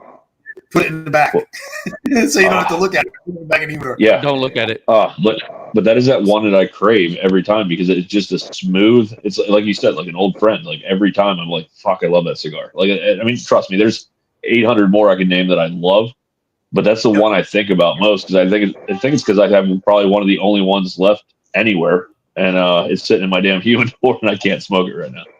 So yeah, it is what it is. See, my wife knows that if she's going to buy a cigar for me, she is going to reach into, she's going to either grab the Cavalier Viso Jalapa.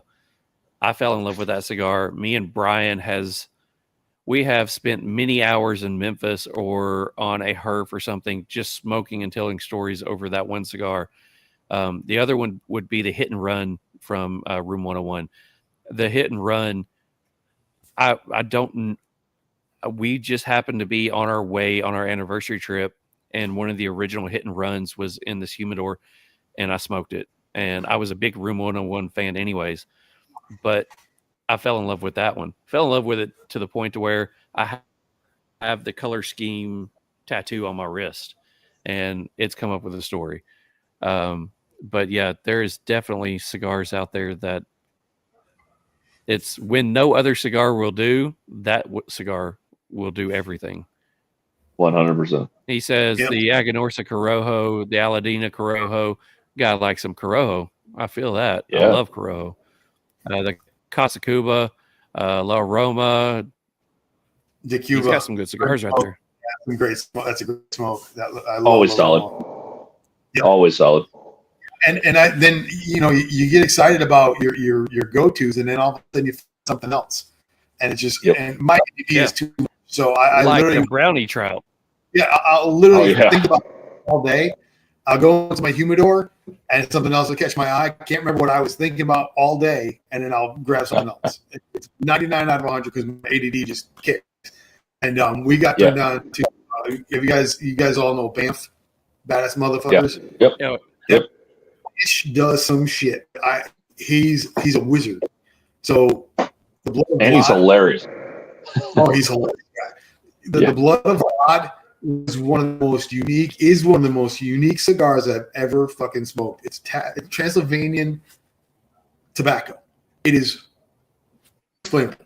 unexplainable. Like you just sit there staring at this cigar, like I don't understand. I don't know what's happening. And he's got the Irishman, he's got the mafioso, he's using tobacco from all over the place. It's just, I'm just like, what? I've been meaning to talk to Charles about that. He seems like he would be one of those interviews that he would just go all fucking night. Like he has so much energy. He's funny as fuck. He curses more than I do. So like I swear to God, like he would be one of those great interviews. But yeah, my last touch on those cigars, like I said, brownie trout and that red meat lovers. I get sentimental with cigars at times because like that Herf we just had in Murfreesboro, Charles, like that I think that's a part of the reason I love that red meat lovers is because I think I had like 3 of them that day with you. Too. I know, yeah. And I've been wanting to try it forever, and I ended up smoking 2 or 3 and like I don't know, taking home 2 or 3, and I was just like, man, I think it's part of that connection with the TriStar crew and that fellowship we had that day. But it is also a damn good cigar. So yeah. Charlotte Cigar Week is saying y'all are talking a lot about Tennessee, or any or all of y'all from Tennessee. I am from the easternmost part of Tennessee that you can be in. Mick is from the westernmost part of Tennessee that you can be in. Yes. And John is from Welcome to Memphis. The Carolinas. Speaking of Memphis, wait till you hear that Memphis story tonight. Oh man, I almost pissed myself at work. It was a great one. Well, before we get into that one, let's put John on the spot and ask him a few questions and see what kind of stories we get. Because out of everybody that we've had on here, I would almost guarantee at least some of these questions, we're going to get some interesting comments. So, absolutely. Hotbox questions are brought to you by the best. Well, I can't say the best because then John's going to be like, well, I'm a part of other ones. We're one of the best cigar clubs out there. Check us out at TristarHerfCrew.com, or you can check us out on Instagram at TristarHerfCrew. If you're looking for a club to just come in, smoke cigars, meet up every once in a while, and meet up weekly on Zoom or on Discord, come check us out. Come hang out with us. We would love to talk with you. We have members from all over the state of Tennessee, as well as 20-something other states and Honduras. So, hell yeah. You ready to answer some questions, brother? Let's do it. All right. Like, I've testified in death penalty cases. I should be good. Well, you've watched this show. You've watched this show enough that you already know what the questions are. So I'm hoping we get some interesting. Favorite sports team, but judging from what's behind you, I think I could guess it. But favorite sports team? Yeah, Red Sox. Period. Yep. Favorite cuss word? Fuck. It's multi uses. Oh yeah. Yeah, you can use it in so many ways. My favorite. Yeah. Period. Yeah, it's definitely a sentence enhancer. Aisle seat or window seat? Aisle. Okay. There's a reason behind joke. it. Okay, I want to hear the reason. I got no trust. I don't trust anybody. So if I got to get out of that seat, fuck somebody up, I'm right there. I'm always looking at. If I got to help the marshal out, I'm fucking helping them out. It's not happening when I'm there. Yeah, I don't want to be stuck. I can't be trapped in there. I can't be trapped in there. Trust no one. Yep. So this is what I'm interested to hear. Favorite joke? God, there's so many. My favorite joke, honestly, God, was literally told to me by my oldest son when he was little. And to this day, just thinking about the story, it has nothing to do with anything but the fact that he told me that joke. We were driving back from New Haven one day, and out of nowhere, we were driving on this back road. There was farms everywhere, and he goes, "Dad, knock." I said, "Who's there?" Interrupting Kyle. Who? And the way he delivered the joke made me piss my pants. So to this day, it's still my favorite joke because my child told it to me when he was like 3 years old. It was absolutely hysterical. I love it. All right. So is cereal a soup? No. You can't eat dry soup. You can eat dry cereal. All right. I haven't heard that. Good. I haven't heard that one. Me neither. That's All right. good. So if you could switch lives with any fictional character, who would it be and why?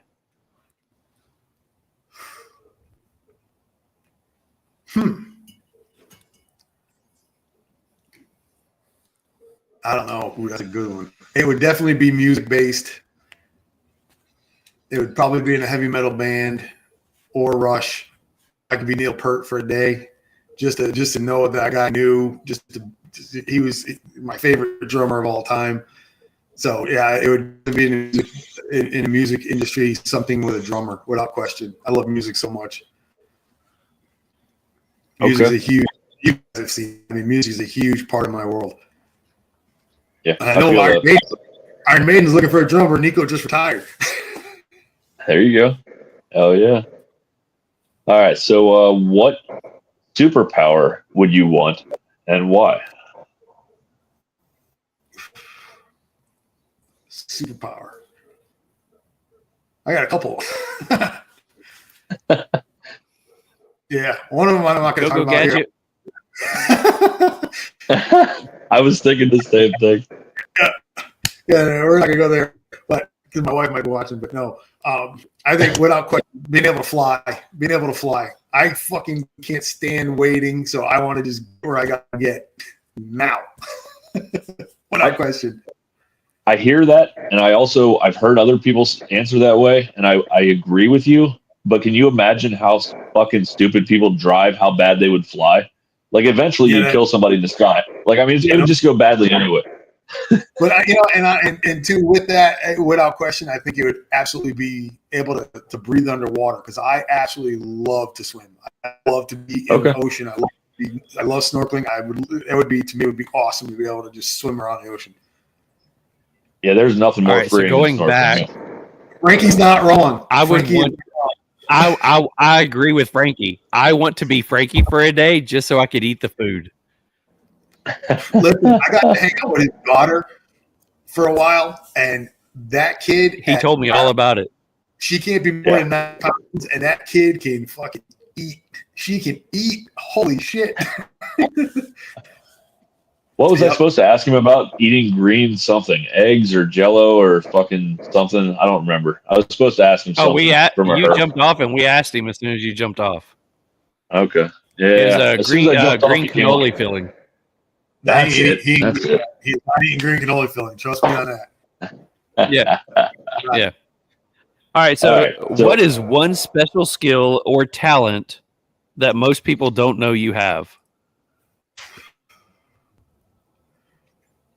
Go gadget. I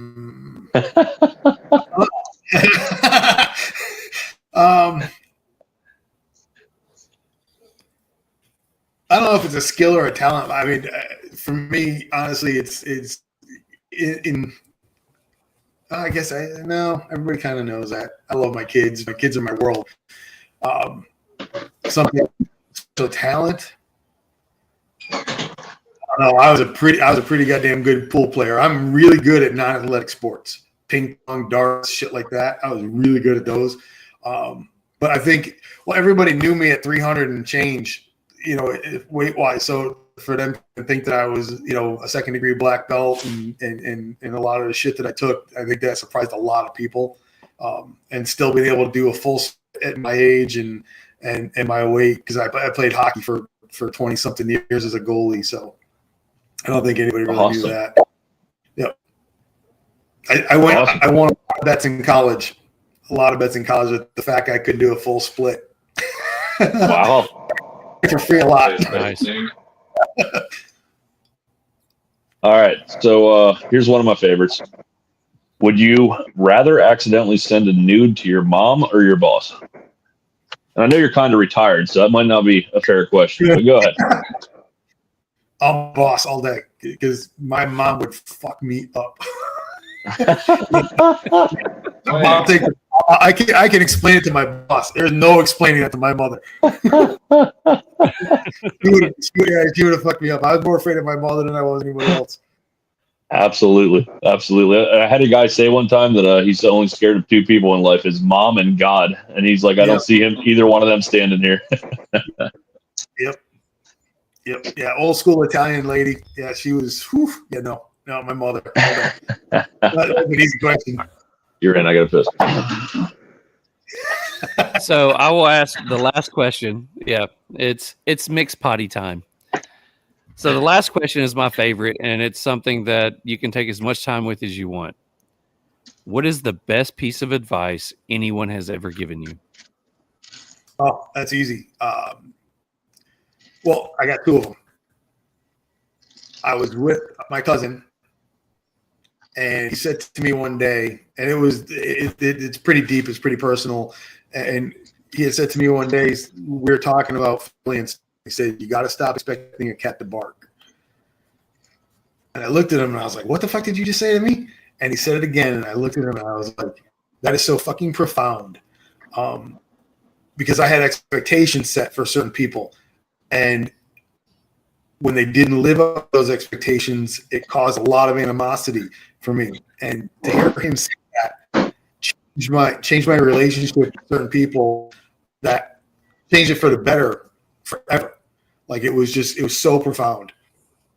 And then one day, not too long ago, I mean, I did therapy for years and trying to get myself right. And I finally had a therapist tell me one day that all the shit that I'm laughing about is trauma. And I'm like, no, the fuck it's not. She's like, you shouldn't be laughing about the stuff that you're laughing about. It's not normal. Don't laugh about that shit. And I'm like, well, I know I'm not normal, but I never realized that I had seen and been part of so much trauma with work and all that stuff. And one afternoon, so I dealt with that part of it. And one afternoon, I was bullshitting with my friend Jake, and he said, and he's a disabled vet, and we were talking about some stuff, and he said, we thrive in chaos. And when there is no chaos, we create chaos because that's where we're comfortable. And that struck me like I've never been. I was stunned because I was like, holy fuck, dude, you just explained so much of my life to me in that one statement. I never thought about like that. Like, you could have the best day ever, but because we were in chaos all the time, dude, we were fighting every day. I would come home fucking the cat's done, and we were fighting all the time. And you come home and it's calm and quiet. Well, I would create chaos when I walked in the house just because that's where my level was. I was always at 10, and that was my norm. That's where I lived. So to hear that being said was like, it was so profound to me. That was, and those two pieces of advice and those two statements to me were life-changing, legitimately. I think you just touched me a little bit there, brother. Get that? Yeah. You get it. You get it, Mick. You're in it every day. Yeah. You explained a lot to me. I laugh a lot, but a lot of times to squelch the pain or the anger. It's a daily struggle, but that does explain it. Hey, that's good, man. I got news about an incident at a facility near and dear to my heart, and dude killed his cell partner, and me and my partner were talking about it today, and we were laughing about it, going, no mess, he strangled him. There's no, you know what I mean? We're sitting back, and it's like, only those of us that have lived that shit would ever think that there's any humor in it, and there's any positive about it. You know what I mean? It is what it is, but we're desensitized to it. And I think that was, if I had to pick the one thing that changed about in my career, was the desensitization to a lot of shit. The broken pieces of not, I don't have that compassion. I mean, for my kids and my family, absolutely, but like general compassion and gone. Yeah. That's the life you chose, bro. That's on you, Yeah. And so that to me was something that broke me a long time ago. Yeah. I think it registered to me when my wife said to me, she's like, I was laughing about this scenario, same kind of thing. And she's like, that's fucked up. That's not funny. And I'm like, that's hilarious. And like nobody outside of nobody else got it outside my circle. And I'm like, maybe I am fucked up. Like, my sense of humor is not right anymore. But yeah, enough work shit. But no, that's spot on, brother. I appreciate that. But dude, I'll tell you what, I was at an event one night, 35 people at a Family by Loyalty event at a lounge here in Aiken. And you walk around, you're talking to everybody. I sit down with two guys because I just sat down with them. Both of them are retired veterans. One of them, crazy PTSD. We hit it off. He's like, "How'd you decide to sit here?" I said, "Because I was fucking, I don't know. I just got fucking drawn to you. We get drawn to each other because we have that feeling.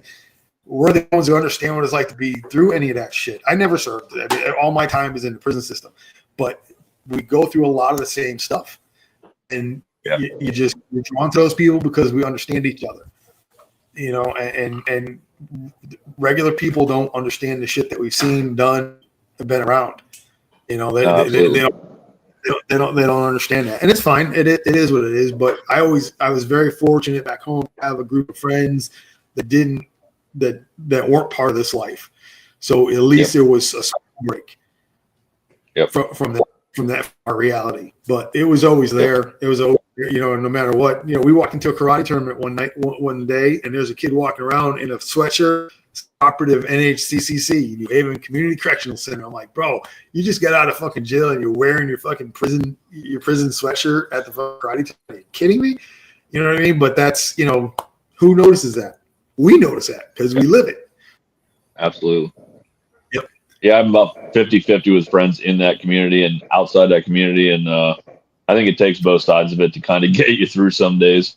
But I mean, honestly, I don't have a lot of complaints with career choices, and it's what I've done. But it's done very well for my family. But it definitely, you don't think it takes its toll when you're in it, but when you stand out and look back, it definitely has it's definitely played a part in the way you think about life in general. So yeah, for sure.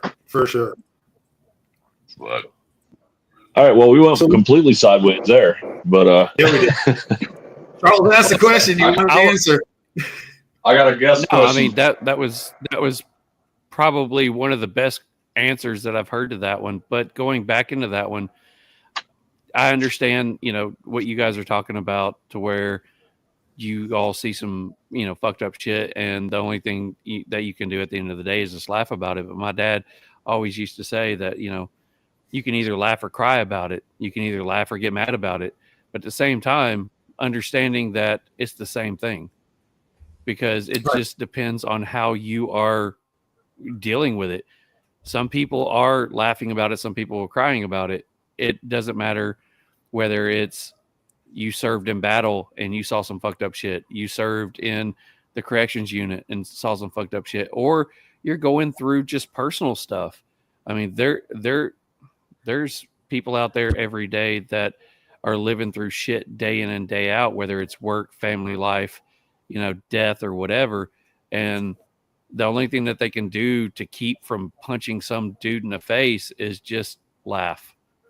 And you know, somebody on here said it in the comments, is, you know, it's let's see what they put. Anxiety is pre-traumatic stress disorder. 100%. It's just, you know, it's something that we all go through one level or another. Just some go through it every day. So figuring out a way to handle it and deal with it, that's the most important thing. And I know you've talked to me quite a few times, and your biggest thing is I self-isolate. I put myself in my own little position, and then I realize, you know, that I take it out on the people that don't deserve it. And you've always been the big advocate for, hey, just talk to me. Just talk. Just talk. Just talk. I say it all the time. We are never alone. We're never alone. There's always one of us that we can reach out to. There's always somebody there. You know, and, you know, again, your wife has said it to you. Mine says it to me all the time. She's like, you're a people person. I said, no, the fuck I'm not. I genuinely hate people. I like my people. Me too. People. I like my people. Our community, our crew, our this is our people, and this is who I enjoy hanging out with. This is who I can be myself with. Genuinely, I don't get along. I'm very happy at home. I used to be the extrovert. I have become the introvert. I fucking love being here. I am 100% the introvert. Smoking a cigar. We'll go do something, or or she'll be like, hey, why don't you just, we're going to go do this. Just go hang out at Cigar Lounge. It's like, nah, I'm good. I don't want to do that. Well, why not? Because I don't want to go deal with the people. And she's like, but you hang out in cigar lounges. I said, no, I hang out with my people in cigar lounges. That is my comfort zone. I hang out with them. They know me. They know what I'm going through. I know them. I know what they're going through. I hang out with them. I just don't go to some random store. I don't go to a cigar lounge. I don't want to be with people. I like where I'm at. Yep. We are a collection of experiences gathered by time in order for the universe to understand what actually is. Damn, that's deep. Yep. And he's coming to that. He's actually a garden gnome. I mean, there. I gotta pull the hat down low. How's that? Does that work? There you go. That works. Devin had a guest question. What was Devin's guest question? And Mick has lost his. And Mick, you are on silent. Nobody can hear you. Welcome to the wonderful world of Mick's new audio.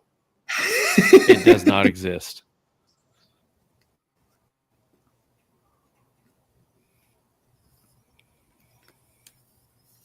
Well, Mick's trying to figure that out. He's got no clue. Let me ask you this, Charles. So, go ahead. Have you ever had a perfect cigar? No. I've had a perfect cigar for the moment in time that I'm in or the situation that I'm in. Absolutely. And that absolutely right. There's a couple moments I can think of that were those perfect moments. I happen to be smoking phenomenal cigars, and those will stick with me forever. The two that stand out to me all the time is 2004, smoking a Padron 64 on Halloween for the Red Sox for victory in the World Series in my lifetime.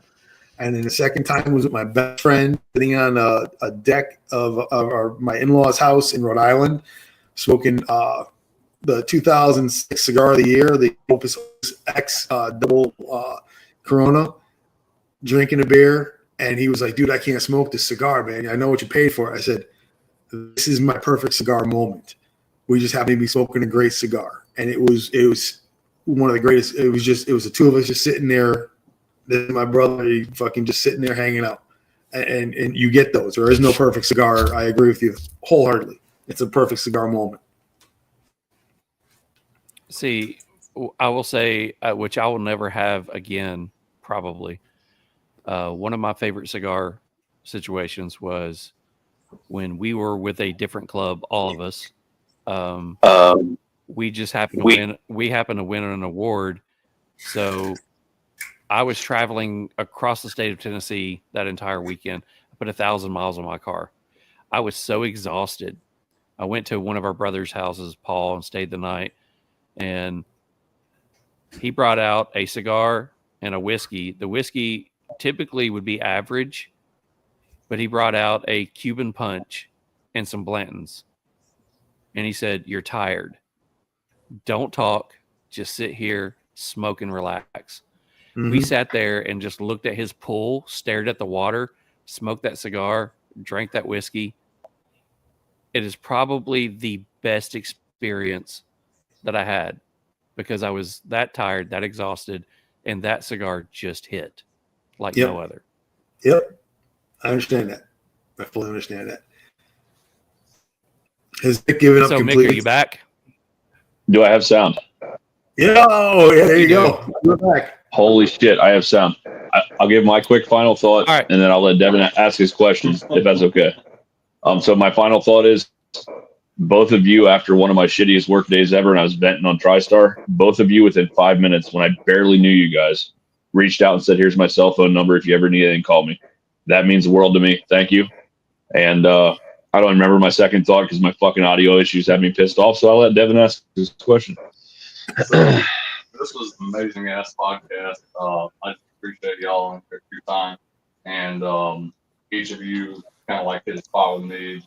You know, we always talk about it, but just going further into like how we're all a family and the cigar community itself, like next to each other, and you know, has those smokes together. So you're talking about a lot about how we share those smokes. Holiday times are coming up, so kind of like a 2-in-1 question.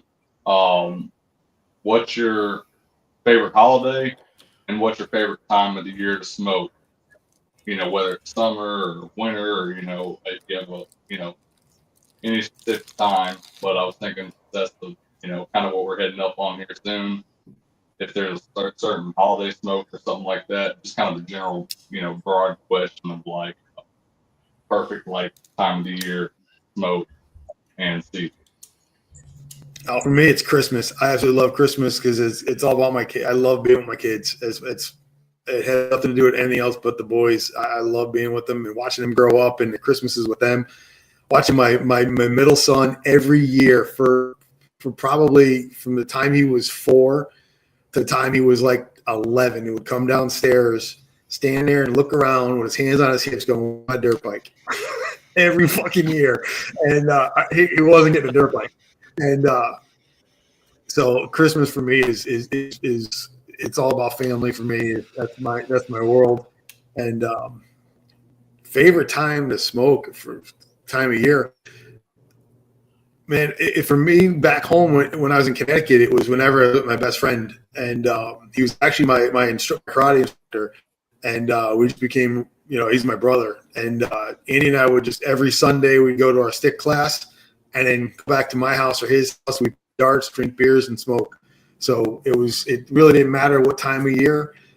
When I moved down here, I can smoke year round. So I would prefer to smoke when it's in the springtime or the fall when I can leave the door open. Fuck, it's cold. I'm 100 pounds lighter and the cold just sucks. I hate it. Absolutely hate it. So, but for me, I love just any time of the year is fine by me. Nice. My favorite holiday would be live question. If I had to pick a holiday, it would be Christmas. Before I met my wife, I absolutely hated any holiday that involved family getting together. I just did not like it. And when I met my wife, she is the epitome of Mrs. Claus. She is Christmas from head to toe. And the first year was rough. Did not want anything to do with it. I mean, I got married to my wife. She had 3 kids. So I had 3 kids right away. And I got to watch her not only decorate my business for Christmas, but decorate our house. And then I got to see the joy that it brought her. And then my wife calls me the Grinch. She likes to joke that it was that year that my heart grew 3 times bigger. And I love Christmas. So my favorite holiday would be Christmas just because I remember seeing the look on her face when she realized I was enjoying Christmas. Favorite time to smoke? Every night after work, once everybody's gone to bed. No, I mean, I deal with a bunch of shit every day. So everybody is gone to bed. Kids are in bed, wife's in bed. By the time I get home, I will come out, have a cigar, and I decompress from all the bullshit that has happened that day. So every day or every night after I get home before I go to bed is my favorite time to smoke because it's my one release that allows people in this world to stay alive. Hell yeah. Yep. Hell yeah. I can't even compete with either one of those. I just like to smoke cigars, so we'll move on from there. Yeah. Frankie says Christmas, hands down. Forget about it. Charles, it's San Andreas. You got to roll that R a little bit. I can't roll that R. San Andreas. There you go. You got to keep practicing. I learned very early on, like in this journey, that Andreas is a fault line in California. San Andreas is a binder tobacco leaf. Yep, there is no A in it. I get the Spanish Miyagi. I used to be able to roll my tongue, but I have a tongue ring, so my tongue does not roll anymore. Just saying, but I do the best that I can. I think you're doing great, man. So, does John want to stick around for the review and for Meanwhile in Memphis, or is he ready to? I mean, we're right at the 2-hour mark here. What do we want to do? I'm good with whatever you guys want to do. I still got. All right. So before we do that, John, tell everybody where they can find. Give everybody the lowdown on all your stuff, where they can find Beard Apothecary stuff. I mean, if they've listened for the last, I think we're at 8 or 9 with you now. So we're coming up on our 10 episode mark. But if they don't know where to find you, that there's something wrong. But go ahead and tell people where to find Beard Apothecary and all the brands where they can find everybody that you deal with. So, or where they can send those nudes. Yeah, send nudes. Any nudes go right to Charles or Mick, and no. Beard Apothecary. You can find it. Look up Frankie Fish. He will take all of the nudes. Frankie loves it. Beard Apothecary on Instagram or Beard Apothecary as on the website. You can hit me up at Living the Bearded Chubby Life. For the brands, as our premier online retailer for Family by Loyalty, you can hit up Toro Cigar Lounge. Phenomenal fast shipping, incredible customer service. Those guys, Ken and Mike, they're just assaulted with two of my favorite people. You can get Cigar Clowns off of there. You can also get HJ off of there. You can also get Silent Hero off of there. Any of the brands also, Big Sky, you can get at Toro as well. I cover anywhere from Pennsylvania down to South Carolina. Just about all the brands are in shops there. The best way to do it is hit the website for that cigar brand, and they will have a finder where you can go and actually take a look at those to see where you can find those cigars. But Cigar Vault has most of those lines in it as well. Ligonier, Steve's got his shop there. Great, really cool little spot. He's got a ton of them. That dude sells Big Sky like I can't even tell you. Also got Fat Boys in Pennsylvania. We just signed on with BL Luxuries for Hermanos de Armas, so you can find them there at the shop on Thursday next week. There's going to be a cut and light, so if you're in the area of Harrisburg and you can get over there, you can go meet Zach and Andre. TR Cigars out of Georgia. Tim and Vi have got just a cool vibe, and they've got everything. If it's small batch, if it's craft style, they pick it up. They're phenomenal people. Anywhere in South Carolina, you've got Columbia. We've got Cigar Militia and Tobacco Merchant. You've got Raj and Beard in his shops down there, and also Goodfellas in Merle's Inlet. Phenomenal lounge. Pete and his brother are both retired in NYPD. It's just a beautiful lounge, and you can hang out in any one of those. So we've got the cigars are pretty much over. We just brought the clowns. And Laura is also there at Scenic Cigars. We'll be down there on the 11th for a little party, and I'm going to be heading out Mixway to next month. I'm going to be heading out towards Memphis. I got a couple of lounges I got to get there. So that's going to be an overnight. Me up, brother. Fucking serious? Yeah. Oh, absolutely. Dude, I got a spare bedroom. Hit me up, man. I got Afterburners is a new place. I'm going to be hitting them up, and the Smokers Abbey in Memphis. Thanks to Miss Raven, she helped me out big time getting into those spots.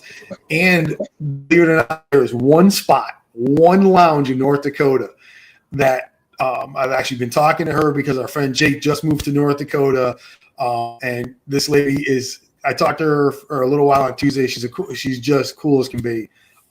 So yeah, we've got Family by Loyalties pretty much all over the country. We've got spots out in California, spots out in Washington State, HDAs all over the place, and Silent Hero. big shout out for Bryce on that one. I don't know if he has brought it up with you guys, but he is running a raffle. You go to his website. Raffle starts. He's got 12 different prize packs, and Beard Apothecary sent him some stuff. Bullet Beard sent him some stuff. So it's our guys from Cigar Dudes. Randy's got his beard company as well. Bryce is running 2 different specials. You can get either 3 cigars or 3 cigars and a shirt. You get raffle tickets, and all of his 20% of his proceeds from the raffle are going to go to feed homeless veterans in Cheyenne, Wyoming.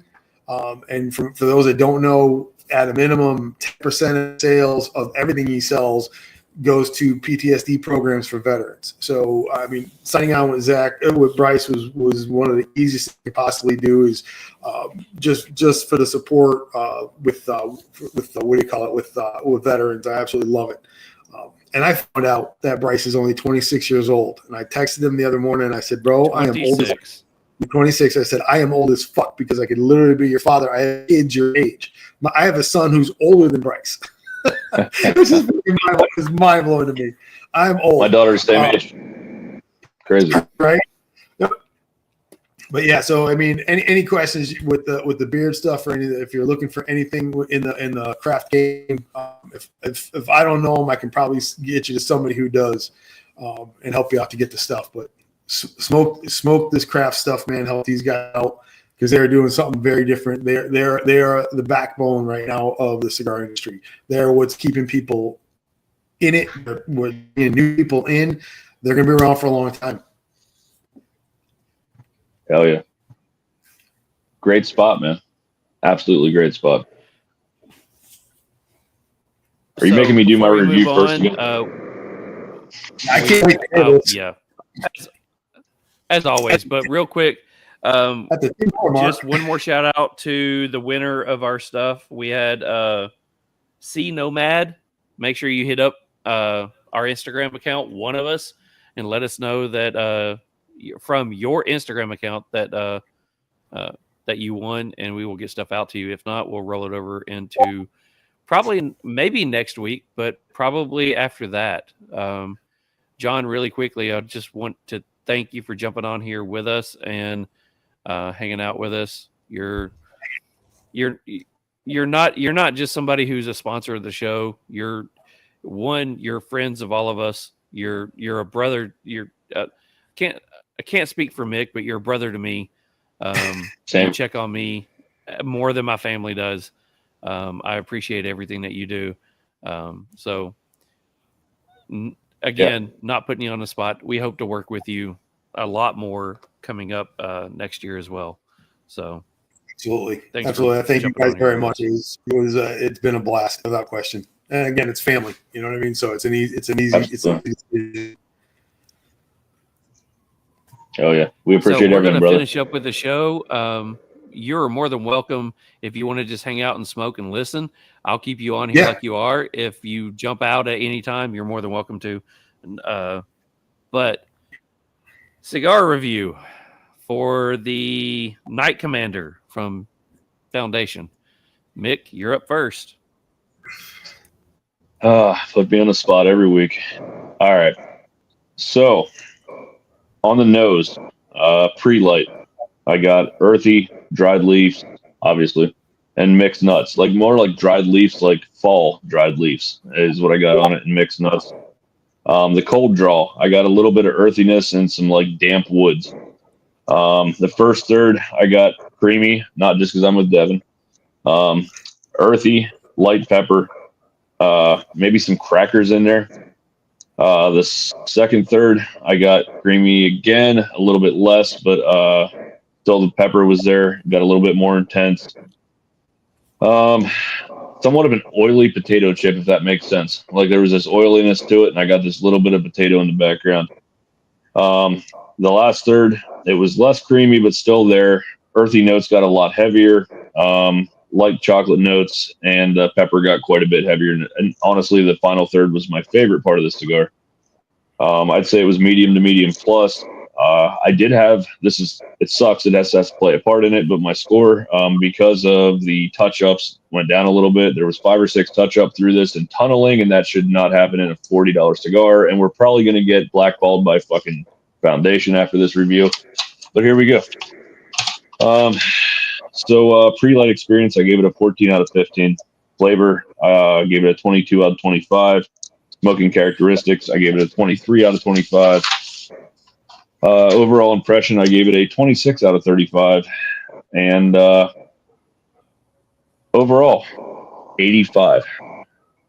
I can't say it was a bad cigar, but it was not a $40 cigar, and all the touch ups, and it was super earthy, which is not my thing.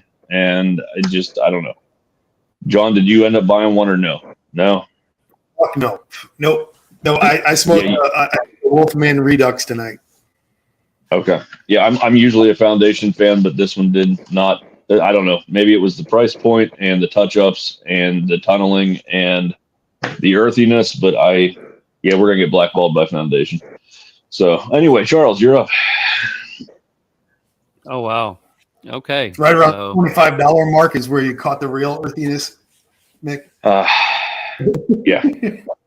Yeah. It was painful. All right, so on the body, I got chocolate musty basement. It reminded me of going into the old house that I used to have and being able to smell the basement, and it was like, okay, that's interesting. Musty tobacco on the foot, slight fruit, a little bit of citrus on the cold draw. On the first third, on the light, musty oak, baking spice, black pepper. Retro is lots of black pepper and spice. Into the first, notes up front are oak, nuts, plum, and a slight earth. Retro brings espresso, chocolate, and black pepper.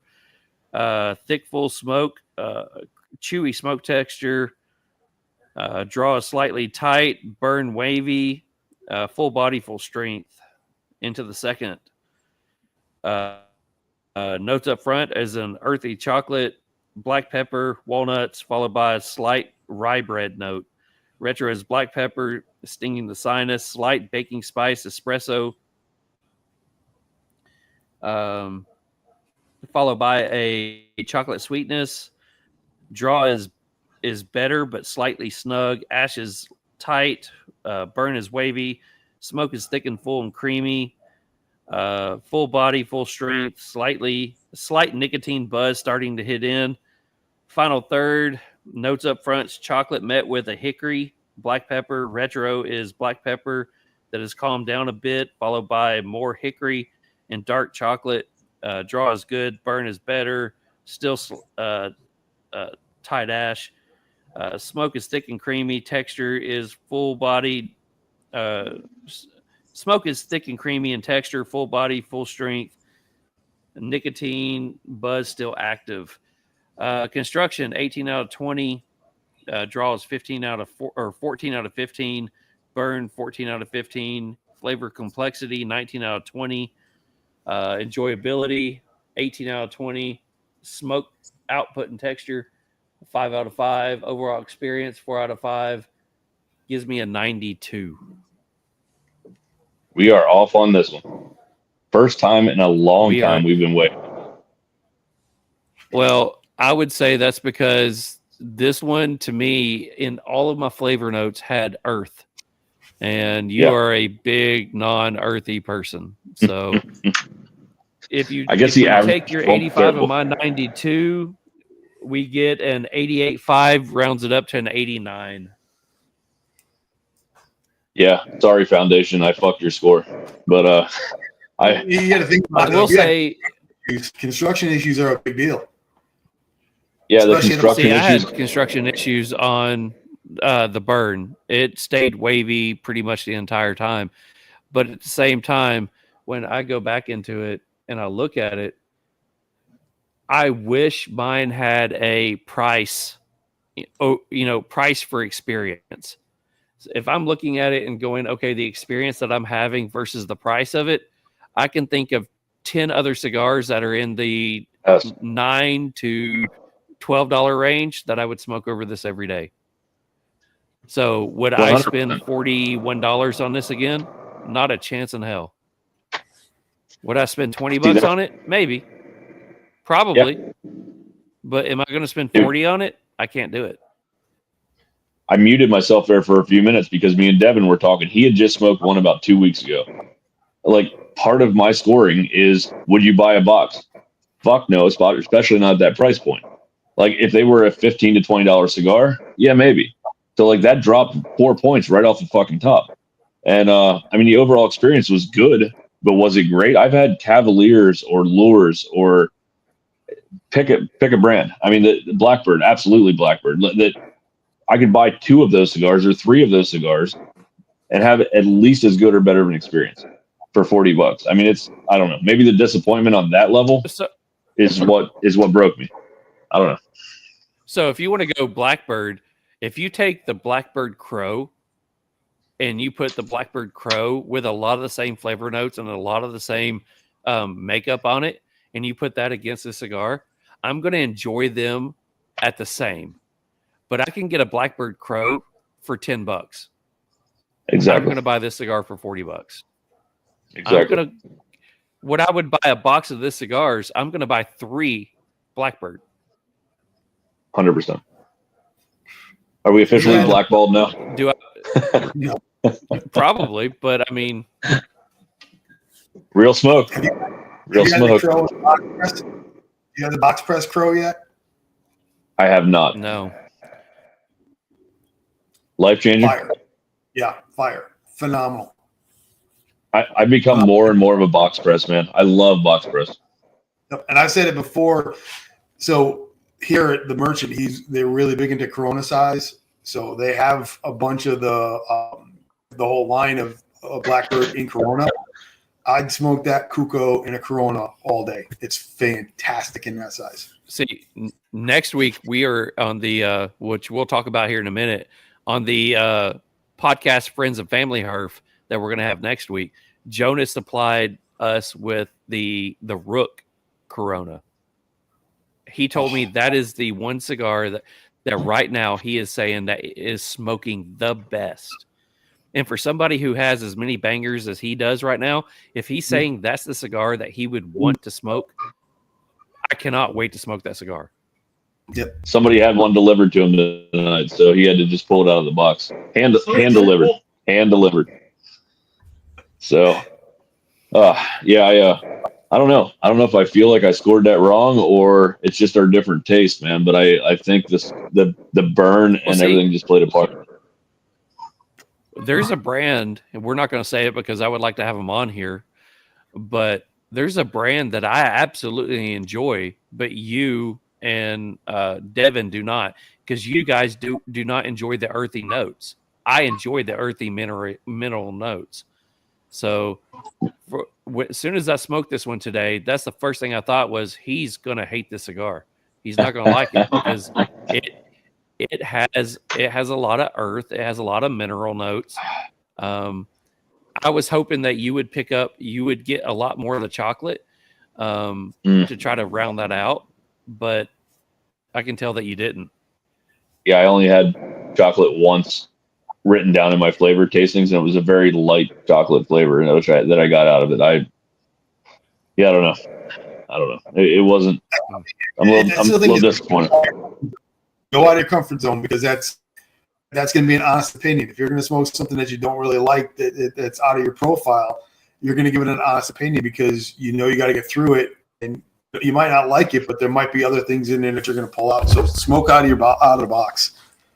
Absolutely. Well, see, that's one of the reasons that me and Mick had this conversation last night, and it was for next year. Do we sync up the way we score stuff, or do we keep what we're doing? And it keeps coming back to me that Mick needs to do what he's doing. I need to do with what I'm doing, because it's saying exactly what he's feeling. So when we put images out there of what we scored it, if somebody is picking up, like they're listening to this and they're going like, I'm in line with what Mick's saying, they're going to see his score and go, I'm going to hate this. But people that's going to listen to me and go, okay, I like that mineral note, or I like that earthy note, they're going to look at me and say, well, shit, he scored it high, so I'm going to try that one. I like it. But if somebody's going to look at the average, they're going to be like, okay, well, some people like it, some people don't. Let me give it a shot. So that's one of the things I like that Mick's doing right now is that he's willing to smoke some of the shit that he normally would not smoke because one, we have a guest that's asking for it, or Yep. soon to be, he'll have a partner on here that's like, hey, we're going to smoke this tonight. And he's going to be like, no, please, God, no. Yeah, we're going to do this. So Mick's not going to like the King of Clowns, because the King is super earthy, and Charles is going to love it. No, he's not. I'm going to love it.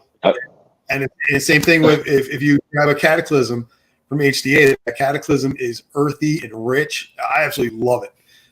Where you're not going to love an earthy cigar. Yep, and Cataclysm where you're the Veil Mutiny more than I bet Charles would.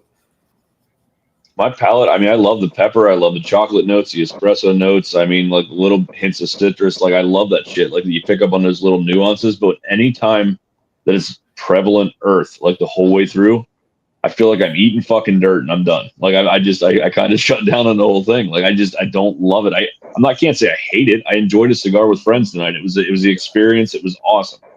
But damn it, I just don't get the same, feeling in my soul that I absolutely love that stick. And it's I don't know. I can't say I hate it, but it is what it is. You all love it for $40. Right? You're damn right. You're damn right. Yeah. Yeah, I don't know. For $40, I was wanting more. Yeah. Yeah, me and Devin said the same thing. 20 as bucks. My dad would say, I wanted my skirt to be blown up. Mm-hmm. Absolutely. So, all right, Mick, you got some Meanwhile in Memphis going on? I do. I got two, both quick ones. The second one was my favorite one of the day. The first one's average. But here we go. Is this brought to us by anybody? Is that something you wanted to do? No, not today. It's brought to us by Beard Apothecary. If you want any beard products, you want beard balm, beard oil, car diffusers, go check out Beard Apothecary online at beard_apothecary, or check them out on their website at beardapothecary.com, or look up Living the Beard and Chubby Life, and you can talk to him about getting all of your wonderful beard product or candle product needs. There, how about that one? That was pretty good. Love it. Off the cuff. That was really good. That'll work. On the spot, man. He's outstanding. All right, here we go. There you go. Meanwhile in Memphis, Popeye's employee steals customers' credit card info and spends hundreds on Fashion Nova, per MPD. A Midtown Popeye's employee is accused of stealing a customer's credit card information and spending hundreds of dollars on online shopping. A customer to Popeye's located at Union Avenue told police that she ordered a Cajun turkey from the restaurant over the phone on November 13th. The woman then gave the employee her credit card information. Police say the victim later noticed fraudulent charges to an online business in her account, including Fashion Nova, that she claimed she did not authorize. Dang it, Bobby. A total of $424 was stolen from the woman's card. Reports say investigators got information that Fashion Nova showed the shipping address for the order to the woman's home, and it actually gives it in this article here. So she ordered it and shipped it to her own house, using her name on the shipping address, after stealing the woman's credit card. Brilliant. She was identified as a suspect in the theft and determined to be an employee of Popeyes. Working when the credit card information was stolen, she was taken into custody and charged with identity theft and property theft. All right, so that was the average story. Pretty good. Normal day in Memphis. Emotional damage. All right, here's the best one. I literally laughed out loud at work today, and people looked at me funny. Man demands. Dude, spit on that thing. That's a perfect fucking preface. Here we go. Man demands $20,000 in bitcoins for extortion case. Spit on that thing. Gotta get in there. A man is accused of trying to blackmail another man with a sex video. Not where you think this is going. Police say the guy's name, 65, dude 65, sent videos of himself having sex with the victim's ex-wife via text message and threatened to send the videos to the man's grandchild at the school. What? Do I need to read that again? Like,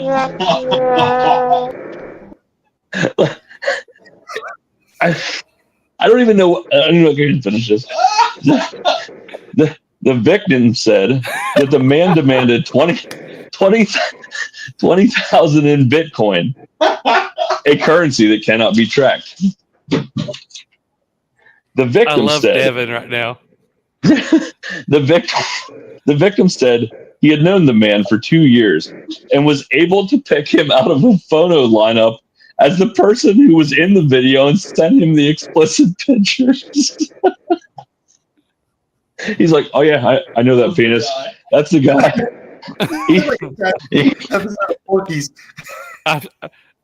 I've seen that in jail before. I know that one. He is charged with charged with extortion and unlawful exposure. He is scheduled to appear in court Tuesday. But hang on, that second line of this story.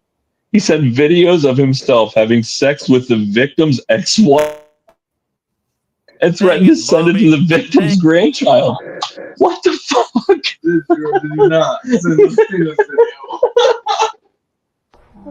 Oh. That was great. All right. That's all. That's all we. Oh, it's just too much. 65 instead. I don't even know where to start on that one. I was like, wait a minute, what? I'll follow up next week on that court case. I'll let you know how that goes. That's not my penis.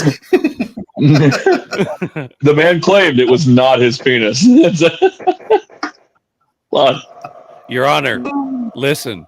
That's not my penis. Look. See, does it look the same? Oh my god! If it doesn't fit, you must have quit. Yeah. Oh, so great. Anyway, thank you. Great night. That was phenomenal.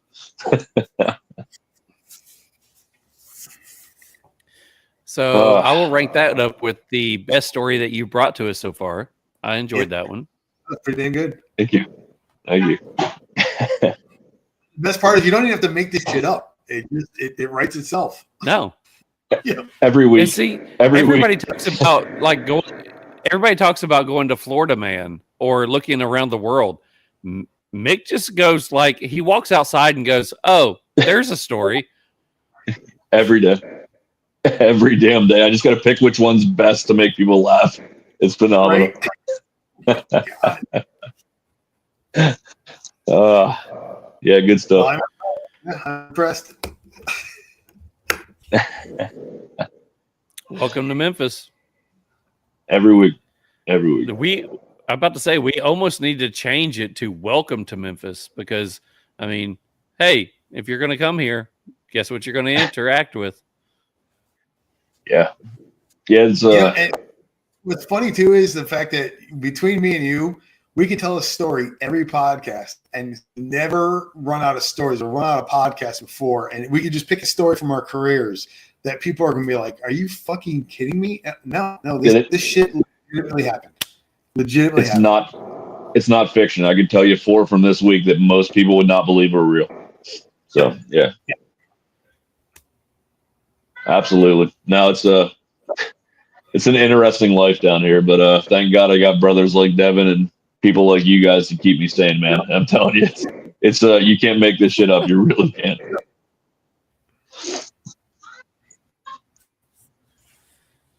Oh Lord. Well, I guess that's about it for tonight. What do you think? Yeah, I think don't have anything that I can points. top that with. No. Next week is the last episode of the year. I don't think we have anything coming up unless we have somebody who just jumps on here and says, hey, we got to be on next week. But I think next week is the last one of the year. We have our podcast friends and family herf. So we have a bunch of people on here that's been invited on here.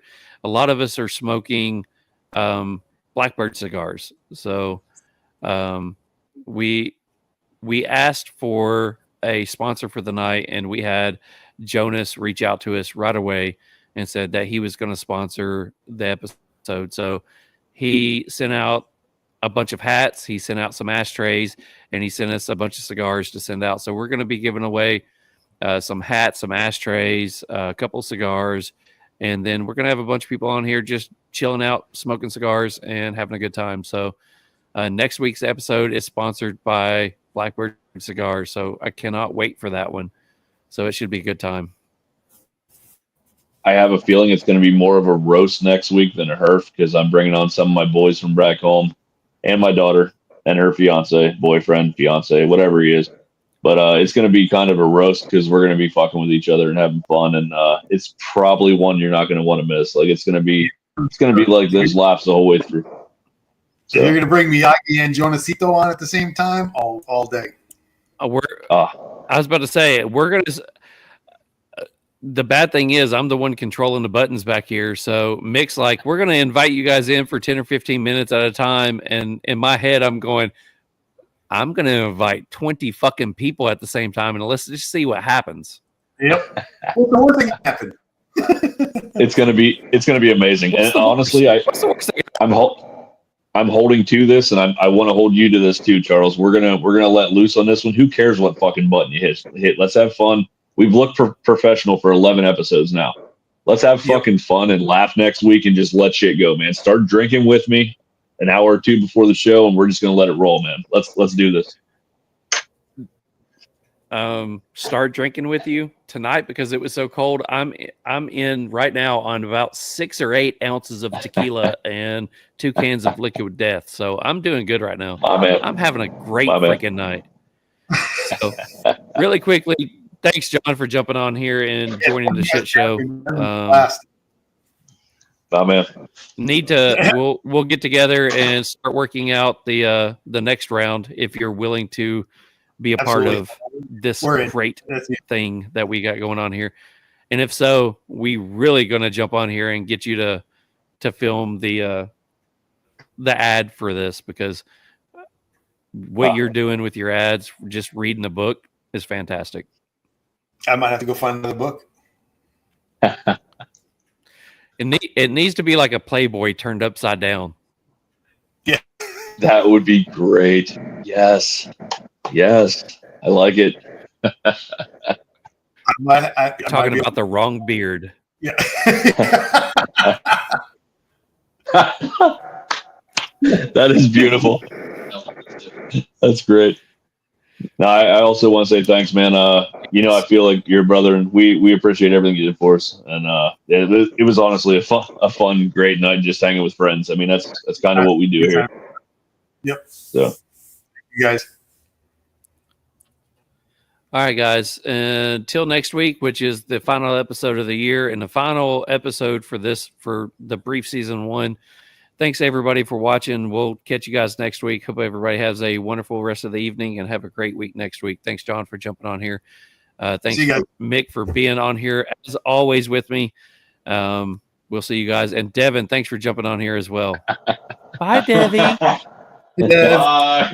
Much love, guys. See you. Good night.